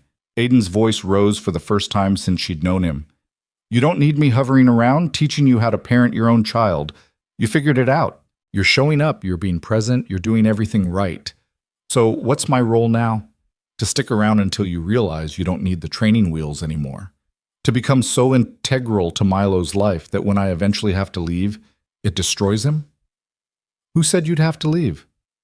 Everyone leaves eventually. Jobs end. People move on. And the longer I stay, the harder it will be when what? Verena demanded. When life happens? When circumstances change? Aiden, that's just life. We can't protect Milo from every possible hurt by preventing him from getting attached to people. That's not protection. That's isolation. You don't understand. Then make me understand. Because from where I'm standing, this looks like a man who's terrified of commitment, who'd rather quit than risk being part of something real. The accusation hung in the air between them. Aiden's expression shifted, hurt flashing across his face before he locked it down. You think this is about me being scared? I think this is about you doing to Arya what I did to Milo, keeping yourself at a distance because it feels safer than risking more loss. Verena's voice softened despite her anger. You told me I was hiding behind work, but you're hiding behind sacrifice. Convincing yourself that leaving is noble when really it's just easier than staying and seeing what we could build together. That's not... Aiden stopped, closing his eyes. When he opened them again, they were bright with unshed tears. My wife left because I wasn't enough, because I couldn't provide the life she wanted, couldn't be the man she needed. She chose her own freedom over our daughter, and I've spent 3 years trying to become someone who deserves Arya, someone who won't fail her the way I failed her mother. You didn't fail anyone. I did, and I see that same pattern starting here. Milo getting attached to me because his real parent isn't available. Me stepping into a role that isn't mine to fill. And eventually, you're going to realize that you don't need me. That you're better off without the complication of having your employee's kid living in your house, without the weird dynamic of me being somewhere between staff and family. And when that happens, when you're ready to move forward, I can't. His voice broke. I can't go through being left again. I can't watch another person I care about decide I'm not worth keeping. The admission stripped away Verena's anger, leaving only aching understanding. She walked around her desk slowly, stopping a few feet from him. Is that what you think? That I'd eventually decide you weren't worth keeping? People always do. I'm not people, and this isn't your marriage. She chose her next words carefully, knowing they could either heal or hurt. Aiden, you saved my son. You saved me. You walked into our disaster of a life and showed us what it looked like to be whole again. And I'm not going to wake up one day and decide that's not valuable. I'm not going to decide you're disposable. You can't know that. You're right. I can't promise that life won't change, that circumstances won't evolve, that everything will stay exactly as it is right now. But I can promise that I want you here, not as an employee, not as a convenience, but as someone who matters, someone who belongs. Aiden shook his head, his jaw working. Milo deserves better than someone who's just trying to fill the hole his father left. Milo deserves people who love him, and you love him. I've watched you with him every single day for 2 months. That's not duty or professional obligation. That's genuine care. And yes, he's attached to you, but that's not unhealthy. That's what healing looks like. He's learning to trust again, to open his heart again, to believe that good people exist who won't hurt him. Until I have to leave and prove him wrong. Why do you have to leave?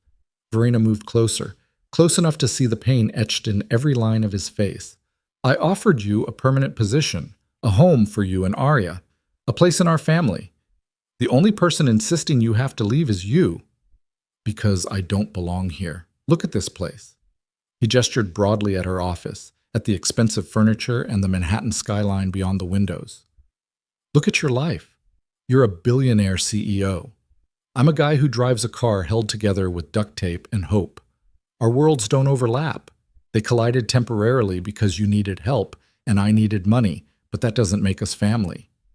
Money doesn't make family. Love makes family. Showing up makes family. And you've been doing that every single day. She paused, her throat tight. But I can't force you to stay if you're determined to leave.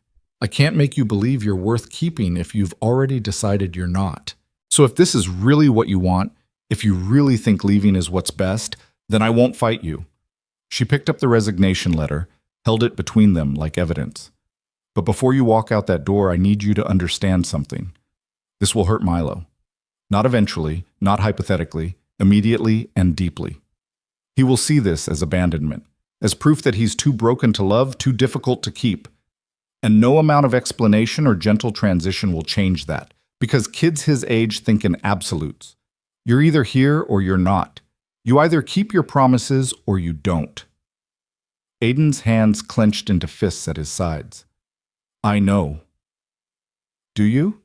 Because you're so busy trying to protect him from hypothetical future pain that you're about to cause him very real present pain. You're doing exactly what you're afraid of.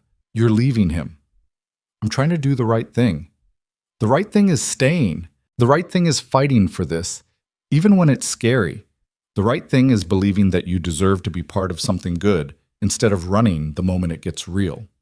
She took a breath, steadying herself. But you have to choose that, Aiden. I can't choose it for you. She held out the letter. He stared at it like it might catch fire, his chest rising and falling with shallow breaths. I need to think, he said finally, his voice rough. Then think. But think about what Milo actually needs, not what your fear is telling you he needs. Think about Arya and what kind of life you actually want to build for her. Think about whether you're protecting anyone or just protecting yourself. He took the letter back, folding it carefully, and put it in his pocket. Then he turned and walked out of her office without another word. Verena sank back into her chair the moment the door closed, pressing her palms against her eyes. She'd handled that badly. Too harsh, too aggressive, too much CEO and not enough human. But God, watching him prepare to walk away, watching him sabotage the best thing that had happened to any of them, it had made her angry in a way she hadn't felt in years. Angry at him for being scared. Angry at herself for not seeing it sooner. Angry at his ex-wife for breaking him so thoroughly that he couldn't recognize love when it was offered freely. Her phone buzzed. Marcus. Ms. Cole, Mr. Shaw just left the building. He looked quite upset. Milo saw him go and is asking questions. Verena's heart sank. What did you tell him? That Mr. Shaw had an errand to run and would be back soon, but I'm not certain that was the truth. It wasn't. He quit, Marcus. He resigned. The silence on the other end spoke volumes. Then, what would you like me to do? Nothing yet. Let me handle Milo. Just make sure he's okay until I get home. Of course. The drive back to the mansion felt endless.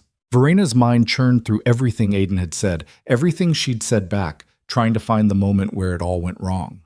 Maybe she'd pushed too hard, offered too much too fast. Maybe he was right. Maybe she was trying to replace Daniel with someone safer, Someone who wouldn't leave through death because she could control the relationship through employment. Or maybe Aiden was running from the first real connection he'd had since his marriage fell apart, and she'd just watched him go instead of fighting harder. She found Milo in the playroom, building a structure that looked like a fortress. Tall walls, one entrance, everything designed to keep threats out. He didn't look up when she entered. "Hey, sweetheart." She sat on the floor near him, not too close. "Can we talk?" "Where's Aiden?" "He had to leave early today. He needed some time to think about things." "What things?" Verena chose honesty the way Aiden would have. Some grown-up things that are confusing. Things about jobs and families and where people belong. Milo's hands stilled on the blocks. "Is he coming back?" "I don't know." The admission hung between them. Milo's face crumpled and Verena braced for the rage, the destruction, the tears. Instead, he just looked at her with eyes too old for his face and asked the question that broke her heart. "Did I do something wrong?" "Oh, Milo, no." She moved closer, pulling him onto her lap despite his initial resistance. "You didn't do anything wrong. This isn't about you." Then why would he leave? Because sometimes people get scared. Even grown-ups. Even people who care about us a lot. They get scared of getting hurt, so they hurt themselves first by leaving before anyone can leave them. "That's stupid." "Yeah," Verena agreed, her voice thick. "It really is." Milo was quiet for a moment, his small body tense against hers. Then, "Is he scared of me?" "No, baby. He's scared of losing you. There's a difference." "But if he leaves, he loses me anyway." The logic was irrefutable. Verena held him tighter, wishing she had better answers, wishing she could fix this the way she fixed corporate problems, with money or strategy or sheer force of will. But this required something she was only just learning how to offer: vulnerability and presence and the courage to wait. "What do we do?" Milo asked.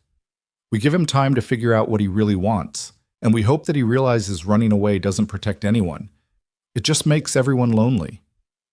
That night, Milo insisted on sleeping in Verena's room. She made space for him in her king-sized bed, and they lay in the darkness together, neither sleeping, both thinking about the man who'd taught them how to be a family and was now threatening to unmake everything they'd built. "Mom?" Milo's voice was small in the darkness. "Yeah, sweetheart?" "If Aiden doesn't come back, will you leave too?" The question drove a knife through her chest. She rolled onto her side, pulling him close so he could hear her heartbeat. "I'm not going anywhere. I promise you, Milo, I'm staying right here."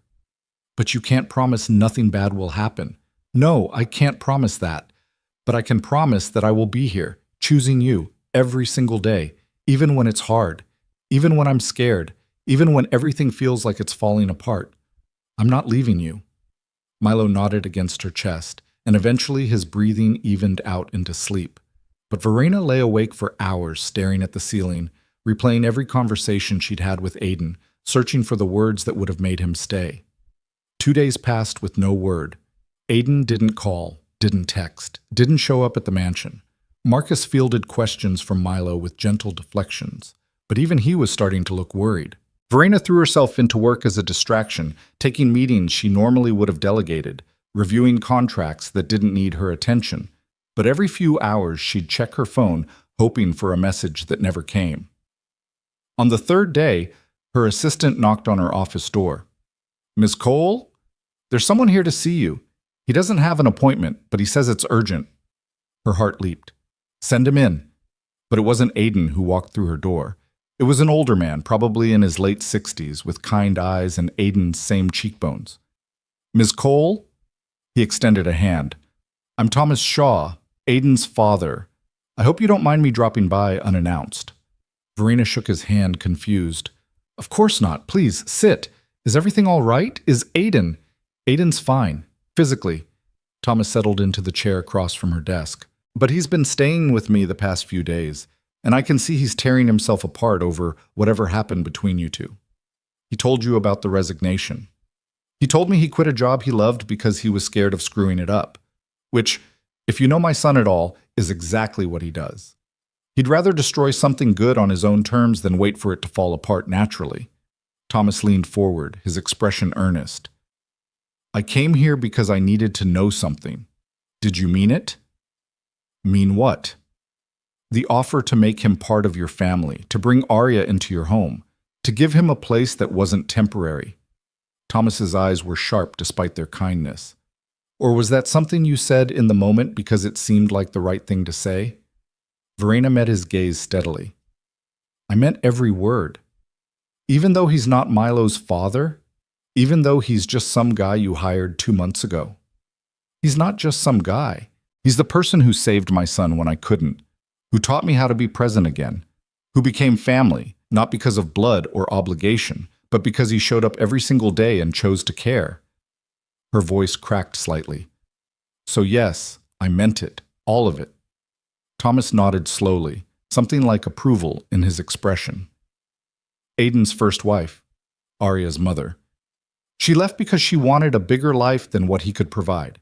She wanted wealth and excitement and freedom from responsibility. And when she walked away from their daughter without looking back, it broke something in him, made him believe he wasn't enough, that no one would ever choose to stay with him. I'm not his ex-wife. I know. But he doesn't know that yet.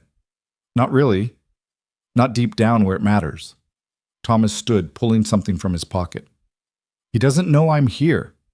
Doesn't know I came to see if you were real or just another dream he'd convinced himself he didn't deserve. He held out a folded piece of paper, the same resignation letter Aiden had given her 3 days ago.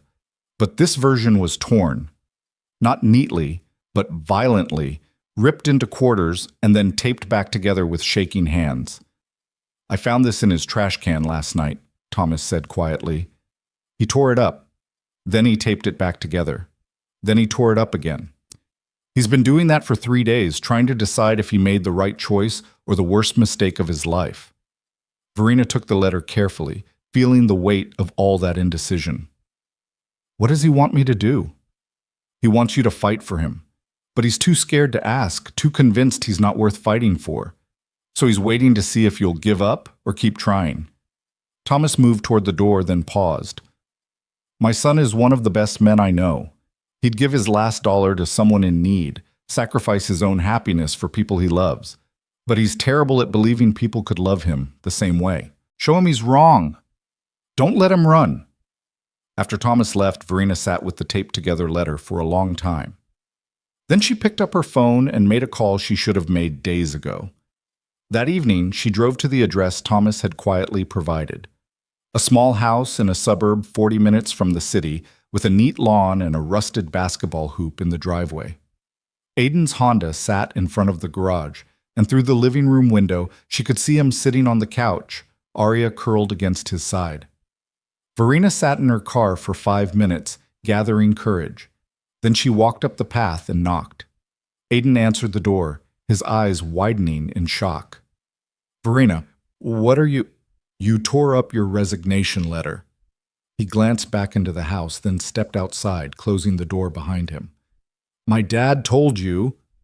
He came to see me, to make sure I wasn't going to hurt you the way your ex-wife did. He had no right. He had every right. He's your father. He loves you. And he's watching you sabotage the best thing that's happened to you in years because you're too scared to believe it's real. She held up the taped-together letter. Is this what you want? To walk away from Milo and me and everything we could build together? I don't know what I want. Yes, you do. You want to stay. You want to bring Arya home. You want to be part of our family. But you're terrified that if you let yourself have those things, we'll eventually take them away. Aiden's shoulders sagged. He sat on the front step, and after a moment, Verena sat beside him. My ex-wife told me I was too small, he said quietly. Too ordinary, too content with simple things. She said I'd never be enough for anyone who wanted more from life. And then she left Arya, our 4-year-old daughter, and never looked back. How am I supposed to believe that someone like you, someone who has everything, would choose to keep someone like me? Because I'm not choosing your bank account or your career potential or whatever other measuring stick your ex-wife used. I'm choosing you, the man who kneels on the floor to talk to my son, who plants sunflowers and reads stories and doesn't give up when things get hard. That's enough. That's more than enough. What happens when it's not? When you realize you could have anyone and you settled for Aiden? She turned to face him fully. I don't want anyone. I want you. And I need you to decide if you're brave enough to believe that. He looked at her for a long moment, vulnerability and hope warring in his expression. Then, slowly, he pulled the taped-together letter from his pocket. Apparently he'd been carrying it around, and tore it in half, and then in half again. The pieces fluttered to the ground between them like snow. I'm terrified, he admitted. Terrified. Me too. I don't know how to do this. How to be part of something without waiting for it to end. Then we'll figure it out together. That's what family does. The door behind them opened. Arya peeked out, her dark curls sleep-mussed, clutching a stuffed rabbit. Daddy? Who's that? Aiden's expression softened immediately. Arya, baby, this is Ms. Cole. Remember I told you about Milo? The boy with the sunflowers? That's right. Miss Cole is his mom. Arya studied Verena with solemn eyes. Are you nice? I try to be, Verena said gently. Your dad talks about you all the time. He says you're very brave. I am brave. Daddy says so. Arya looked between them. Are you making Daddy sad? Grandpa said someone made him sad. No, sweetheart. I'm trying to make him happy. But sometimes grown-ups make things more complicated than they need to be. Arya considered this. Then she walked over and took Verena's hand. You should come inside. It's cold, and we have cookies. Verena looked at Aiden, who nodded slowly. She let this tiny, brave girl lead her into the house where Aiden had been hiding from Hope, and she thought maybe this was what healing looked like. Not grand gestures or perfect words, but small moments of choosing connection over fear. They sat in Thomas's living room, eating store-brand cookies while Arya chatted about her preschool and her friends, and the flowers she wanted to plant when she lived with Daddy again. Aiden was quiet, watching Verena interact with his daughter with an expression that was equal parts wonder and terror. When Arya finally fell asleep against Aiden's side, Thomas appeared from wherever he'd been tactfully hiding. I'll put her to bed. You two talk. After he carried Arya down the hall, Verena turned to Aiden. She's wonderful. She's everything. His voice was thick with emotion. And I've been trying so hard to build a life she deserves that I almost walked away from the best opportunity I've ever had. So don't walk away. Come home. Bring her home. Let us be your family. Just like that? Just like that. Verena reached across the space between them and took his hand.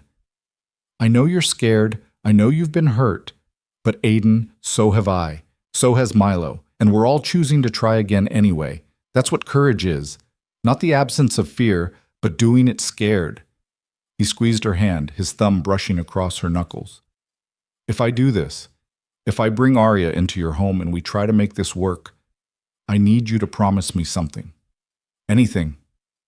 Promise me that if it doesn't work out, if 6 months from now or a year from now we realize this was a mistake, you'll tell me honestly.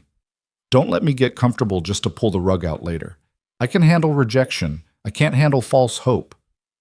Aiden, this isn't false hope. This is real. And yes, I promise. If somehow this becomes unhealthy or wrong, we'll talk about it honestly. But I don't think that's going to happen. I think we're going to figure this out, together, and build something better than any of us could have built alone. He pulled her closer, resting his forehead against hers. Milo's going to be so mad at me for disappearing. Milo's going to be thrilled you're coming back, and he's going to love meeting Arya. What if they don't get along? They will. But even if they don't immediately, they'll learn. That's what siblings do. The word hung between them, siblings, implying a permanence they hadn't quite articulated yet. Aiden pulled back to look at her, something shifting in his expression. You really see this working, all of us under one roof, trying to be a family? I really do. And I think you do too. Or you wouldn't have taped that letter back together 50 times. He laughed, the sound rough but genuine. You're right, I'm an idiot. You're scared. There's a difference. I'm both. Then be both. But be both while staying, not while running away. He nodded slowly, and she could see him making the decision, choosing courage over comfort. Okay, yeah, let's do this. Let's try. She pulled him into a hug, feeling his arms come around her, and thought about how strange and unexpected this all was. Two broken people and two hurting children trying to build something whole from their collective pieces. It shouldn't work. By any reasonable measure, it was too fast, too complicated, too many variables. But sometimes the best things didn't make sense on paper. Sometimes they just made sense in the heart. They drove back to the mansion together the next morning, Aiden following Verina's car in his rattling Honda with Arya strapped into her booster seat in the back, clutching her stuffed rabbit and asking questions about everything. Thomas had helped pack 2 suitcases the night before, enough clothes and toys to last until they could retrieve the rest of Arya's things, and had hugged his son at the door with tears in his eyes and instructions to stop being so afraid of happiness. Verina had barely slept, her mind churning through logistics and possibilities and the sheer enormity of what they were about to do. She'd called Marcus at 11 p.m. to warn him they'd have a new permanent resident by morning, and to his credit, he'd simply asked what Arya's favorite breakfast food was and whether she had any allergies. By the time they pulled into the circular driveway at 8:15, the suite in the family wing was ready. The kitchen was stocked with child-friendly foods, and Marcus had even found a small step stool for the bathroom sink. Milo was waiting on the front steps, having stationed himself there since dawn, according to Marcus. The moment Verina's car stopped, he was running toward it, his face a mixture of hope and fear that broke her heart. "Mom, is Aiden?" He stopped short when he saw the Honda pulling in behind them, his eyes going wide. "He came back." "He came back," Verina confirmed, crouching down to his level. "And he brought someone very special with him." Aiden emerged from the Honda, moving to open the back door. Arya climbed out carefully, her rabbit clutched to her chest, her eyes huge as she took in the mansion. She was smaller than Verina had expected from the FaceTime calls, delicate-looking with Aiden's dark curls and a dusting of freckles across her nose. Milo approached slowly, suddenly shy. "Hi, I'm Milo." "I know, you're the sunflower boy." Arya's voice was soft but clear. "I'm Arya. This is Mr. Hopscotch." She held up the rabbit. "He's very brave, so I don't have to be scared all the time." "That's smart. Do you want to see the actual sunflowers? They're in the back garden. They're almost as tall as me now." Arya looked up at Aiden, who nodded encouragingly. She took a tentative step toward Milo, then another, and then suddenly they were walking toward the house together, Milo chattering about the garden and the playroom and all the things they could build, while Arya listened with solemn attention. Verina and Aiden stood by the cars, watching them disappear through the front door. "That went better than I expected," Aiden said quietly. "Kids are resilient. They want connection. They just need permission to reach for it. Is that what we're doing? Reaching for connection?" She turned to look at him, this man who'd become essential without her quite noticing when it happened. "I think we already found it. Now we're just figuring out what to do with it."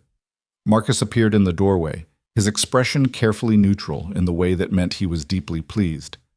"Mr. Shaw, welcome back. I've prepared the suite in the East Wing. 2 bedrooms as requested, and I took the liberty of adding some books to the smaller room that I thought Arya might enjoy. If the selection isn't appropriate, I can certainly— I'm sure it's perfect, Marcus, thank you." Aiden grabbed the suitcases from his trunk. "Should I— 2nd floor, east corridor, last door on the right. The children are already in the garden if you'd like to join them after you've settled in." They found Milo and Arya kneeling by the sunflower patch, Milo explaining in great detail about soil and water and how you had to be patient because plants grew slowly, but it was worth the wait. Arya listened with the kind of attention that suggested she was memorizing every word. "And this one," Milo pointed to the tallest sunflower, "this one's mine. I planted it first, but you can have your own if you want. We have extra seeds." "Can I really?" Arya's face lit up. "Daddy, can I plant a flower?" Aiden smiled, the tension finally leaving his shoulders. "Of course you can, baby. Milo's the expert. He'll teach you." They spent the morning in the garden, the 4 of them, planting 3 new sunflower seeds that Arya patted into place with intense concentration. Milo showed her how to water them without drowning them, how to measure their growth, how to talk to them so they'd grow strong. And Arya, who'd spent the past year in her grandfather's small apartment with no yard and no garden, absorbed every word like she'd been waiting her whole life for exactly this knowledge. Verina watched from a few feet away, her heart expanding with something she couldn't quite name. This was what she'd lost after Daniel died. This sense of wholeness, of family, of ordinary moments that mattered more than any business deal or board meeting. She'd thought it was gone forever, buried with her husband, but here it was, taking a different shape, built from broken pieces that somehow fit together better than the original ever had. "Mom, look," Milo called. "Arya planted her seeds perfect on the first try. She's a natural." "That's wonderful, sweetheart." Verena moved closer, kneeling beside Arya. "What are you going to name your sunflower?" Arya considered this seriously. "Hope? Because Daddy says hope is what makes flowers grow even when it's dark." The simplicity of it, the unconscious wisdom, made Verena's throat tight. "That's a beautiful name." They went inside for lunch, the children chattering nonstop now that the initial shyness had worn off. Marcus had prepared grilled cheese sandwiches and fruit, and they ate in the kitchen rather than the formal dining room, the space feeling more like a home than it had in months. Afterward, Milo dragged Arya to the playroom to show her his block collection. Verena and Aiden followed at a distance, watching through the doorway as the children immediately began building something together, their heads bent close, already developing that unconscious synchronicity that suggested they'd be friends. "I can't believe this is real," Aiden said quietly. "Yesterday I was convinced I'd ruined everything. Today I'm standing in your home watching my daughter play with your son like they've known each other forever. Life changes fast. We just have to be brave enough to let it." He looked at her, something vulnerable in his expression. "I'm still scared." "Good. That means it matters." She took his hand, threading their fingers together. "Aiden, I need to tell you something. Something I should have said before." "What?" "I deleted the cameras. The ones I used to watch you and Milo. I haven't looked at a single feed in 3 weeks." He absorbed this, understanding the significance. "You stopped surveilling and started trusting. I stopped hiding and started participating, because you taught me that watching life through a screen isn't the same as living it." She squeezed his hand. "Thank you for that, for teaching me how to be present again. You taught yourself. I just showed up." "You did more than show up. You saved us. I think maybe we saved each other." They stood there watching the children build towers and knock them down, laughing at the destruction and immediately starting over. And Verena thought about the cameras she'd relied on for so long. How she'd installed them after Daniel's death, desperate to control something, anything, in a world that had proven itself terrifyingly unpredictable. How she'd watched Milo spiral through those lenses, observed his pain without feeling it, kept herself at a safe distance from emotions that might drown her. And how Aiden had walked into that surveillance state and unknowingly shown her what she was missing, not through judgment or criticism, but simply through being present in ways she'd forgotten how to be. Through kneeling on floors and planting gardens and holding space for feelings too big for words. The afternoon dissolved into evening. They made dinner together, all 4 of them in the kitchen, chaos and laughter and spilled ingredients that would have horrified Verena 3 months ago, but now just felt like life. Arya insisted on helping with everything, her small hands stirring pasta sauce and setting the table with mismatched precision. Milo hovered protectively, catching her when she nearly dropped a plate, teaching her which forks went where. After dinner, they migrated to the library, the one that used to be Daniel's study, the room where Milo had shattered all those sculptures. But the destruction had been cleared away weeks ago, and in its place, they'd created something new. Floor-to-ceiling bookshelves that Milo had helped organize, a reading corner with cushions and soft lighting, a space that honored the past without being imprisoned by it.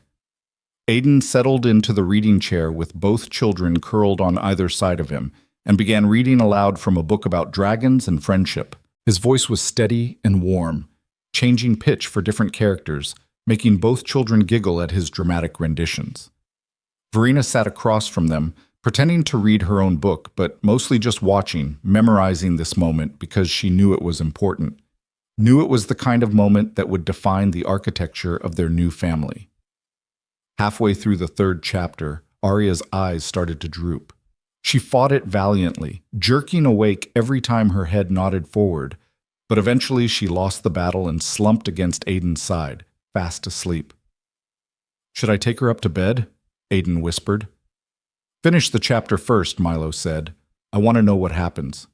So Aiden kept reading, his voice dropping to just above a whisper, while Arya slept and Milo listened with rapt attention, and Verena felt something settle in her chest that had been unsettled for far too long.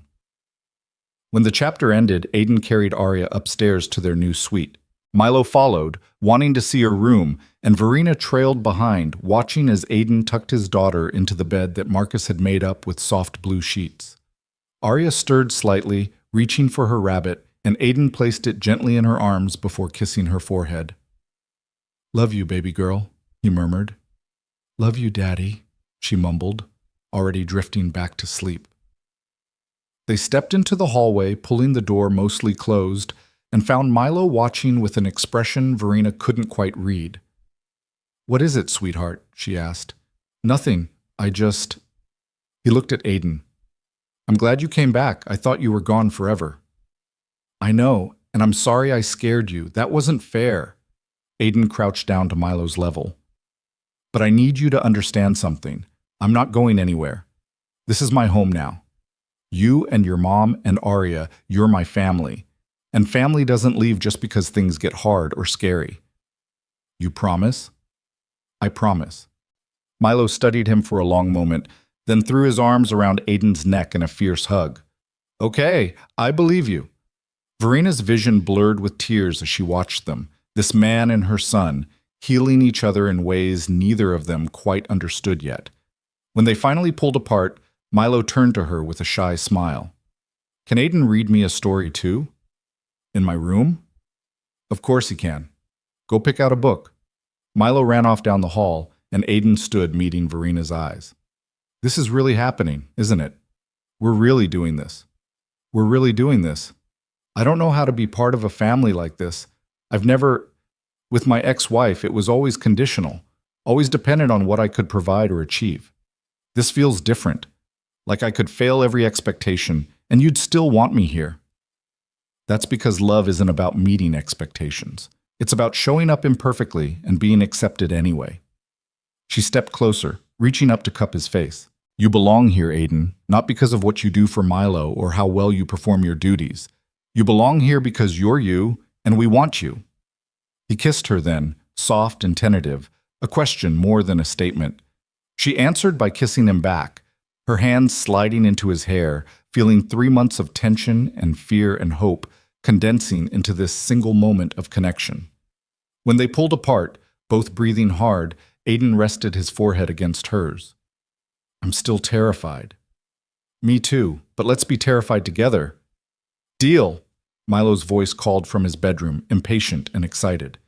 "Aiden, I picked 3 books, come on!" Aiden laughed, the sound lighter than Verena had ever heard it. "Duty calls." "Go. I'll be here when you're done." She went to her own room, changed into comfortable clothes, and tried to process everything that had happened in the past 24 hours. Yesterday, she'd been terrified she'd lost Aiden forever, that his fear would override everything they'd built. Today, he was reading bedtime stories to her son, while his daughter slept down the hall, and they were building something that looked like family. It was fast. Objectively, it was too fast, going from employer and employee to something like co-parents in less than 3 months. Her board of directors would have called it reckless. Her late husband's family would probably call it disrespectful to Daniel's memory. But Verena had spent 18 months being careful and controlled and properly grieving, and it had nearly destroyed her and her son both. Sometimes the right thing looked reckless to people on the outside. Sometimes healing didn't follow a socially acceptable timeline. A soft knock on her door pulled her from her thoughts. Aiden stood in the hallway, looking hesitant. Milo's asleep. All 3 books, 2 glasses of water, and a 15-minute discussion about whether dragons could be friends with sharks later. She smiled. "Sounds exhausting." "Sounds perfect." He leaned against the doorframe. "I should let you sleep. Tomorrow's going to be busy. We need to go back to my dad's and get the rest of Arya's things. And I should probably formally notify my landlord that I'm breaking my lease and—" "Aiden." "Yeah?" "Stop planning. Just for tonight. Stop thinking about logistics and tomorrow and everything that needs to happen. Just be here. Right now. With me." He stepped into her room, closing the door softly behind him. They sat on the edge of her bed, not touching, just existing in the same space. The silence stretched comfortable and warm between them. Can I ask you something? Verena said finally. Anything. But Miss, Iggy. What changed between when you gave me the resignation letter and when you tore it up? What made you decide to stay? Aiden was quiet for a moment, gathering his thoughts. Arya. She asked me why I looked so sad and I didn't have a good answer. I tried to explain that sometimes grown-ups have to make hard choices, but she just looked at me with those big eyes and said, "Is the hard choice making you happy?" And I realized it wasn't. Walking away wasn't protecting anyone. It was just making all of us lonely and scared. Smart kid. The smartest. She gets it from her mother. He paused. Not her birth mother, but the mother she's going to have here. You. The words hit Verena like a physical force. Aiden, I can't replace... I'm not asking you to replace anyone.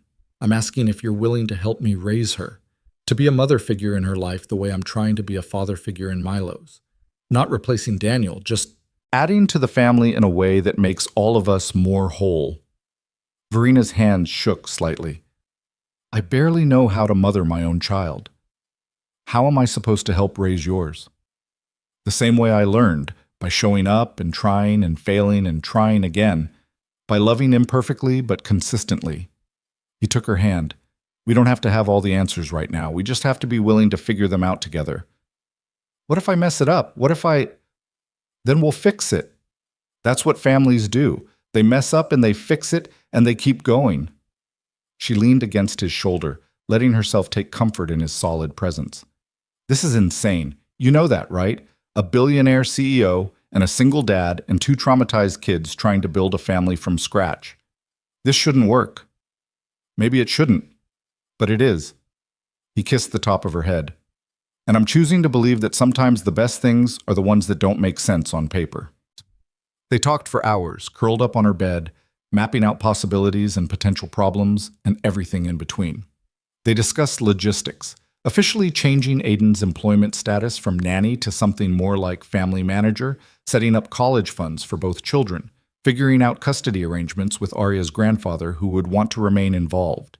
They discussed emotions, how to help both kids process their respective traumas, when to push and when to give space, how to build trust that would last.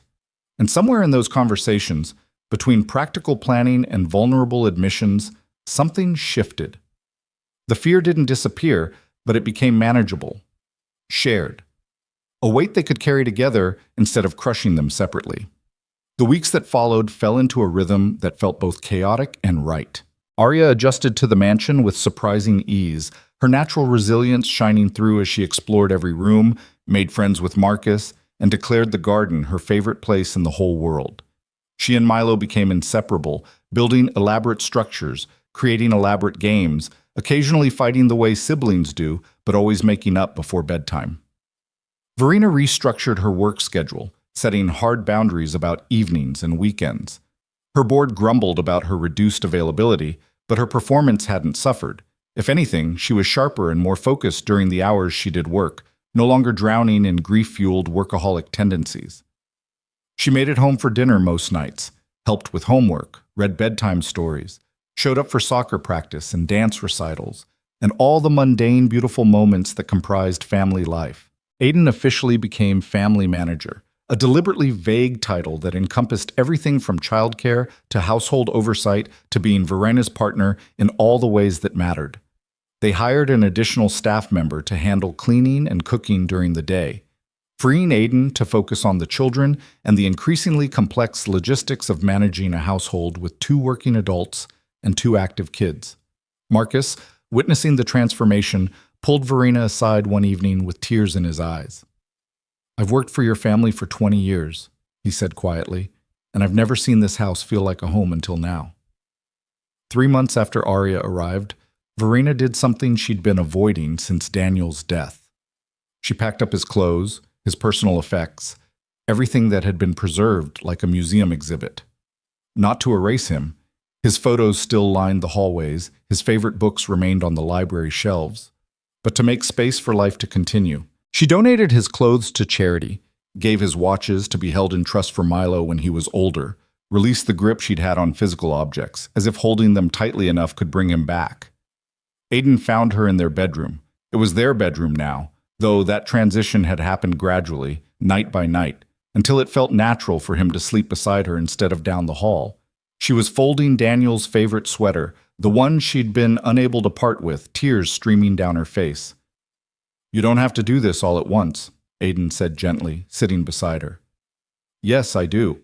Because if I don't do it now, I never will, and I need to let him go. Not forget him, but stop living in the past. He'd be proud of you, of how far you've come, of the mother you've become again." "You think so?" "I know so. Because any man who loved you and Milo the way Daniel did would want you both to be happy, even if that happiness looks different than what he imagined." She folded the sweater one last time, placed it in the donation box, and let herself cry. Aiden held her through it, offering no platitudes, just presence. When the tears finally subsided, she felt lighter. Still sad, still grieving, but no longer drowning in it. 6 months after Aiden and Arya moved in, Milo's therapist called to schedule what she termed a celebration appointment. "I wanted to see Milo in person to mark his progress," Dr. Chen explained. "He's come so far from the boy who couldn't express feelings without destroying things. I think it would be valuable for him to recognize that growth."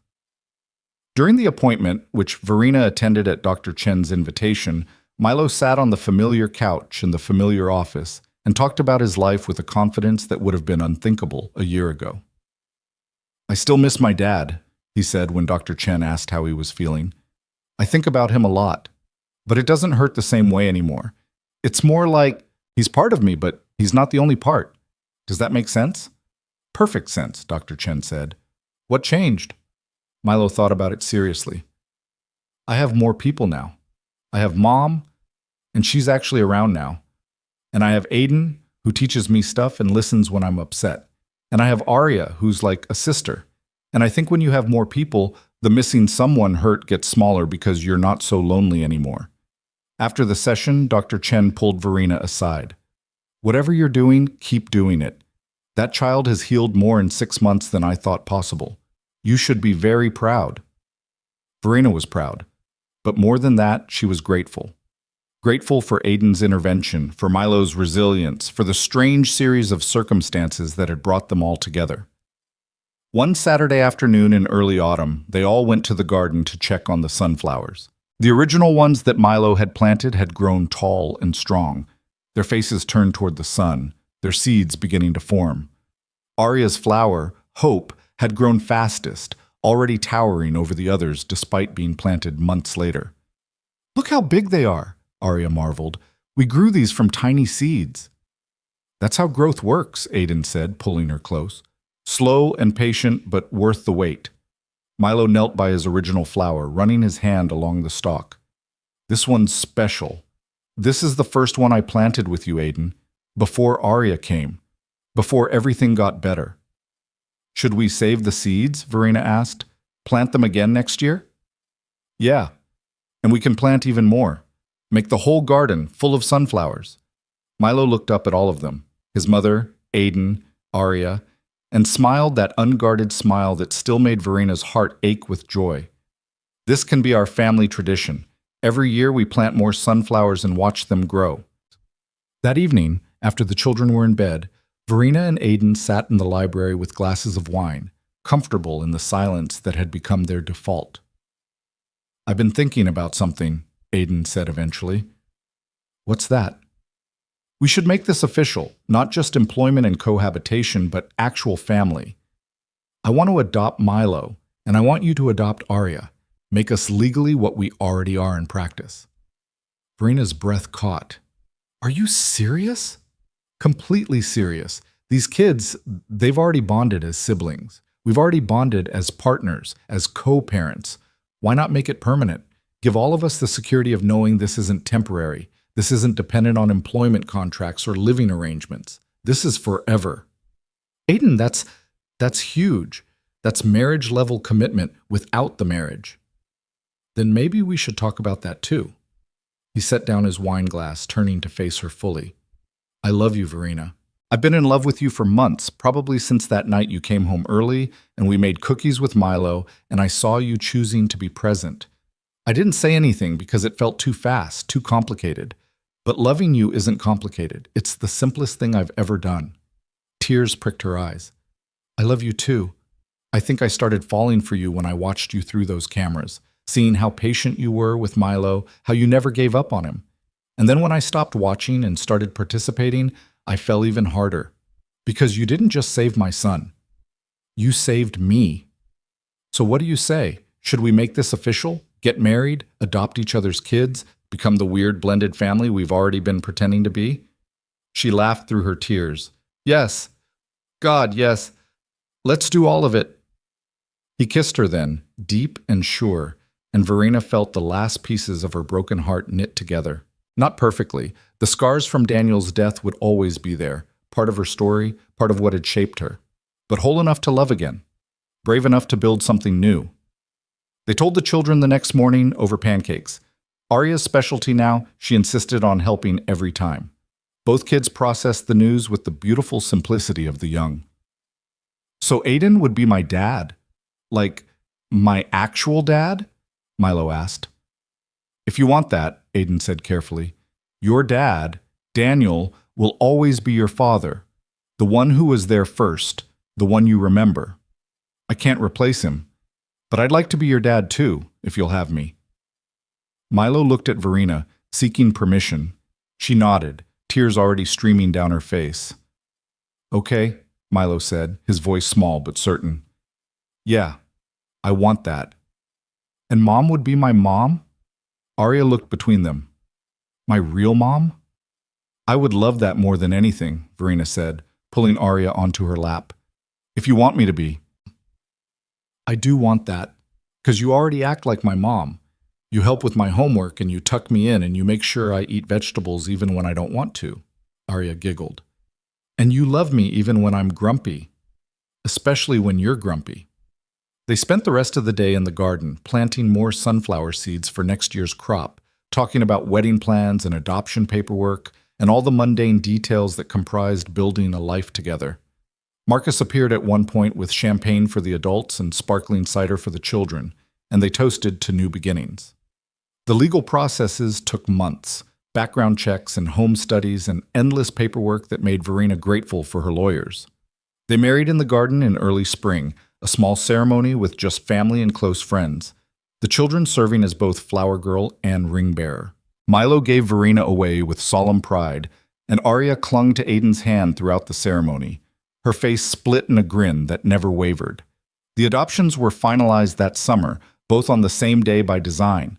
Milo officially became Milo Coleshaw, and Arya became Arya Shaw Cole, their hyphenated names a testament to their blended origins. The judge who presided over the proceedings commented that in 20 years on the bench, she'd never seen a family so clearly meant to be together. That evening, as they celebrated with an elaborate dinner that the children had helped plan, Milo pulled out a folded piece of paper from his pocket. I made something, he announced, for all of us.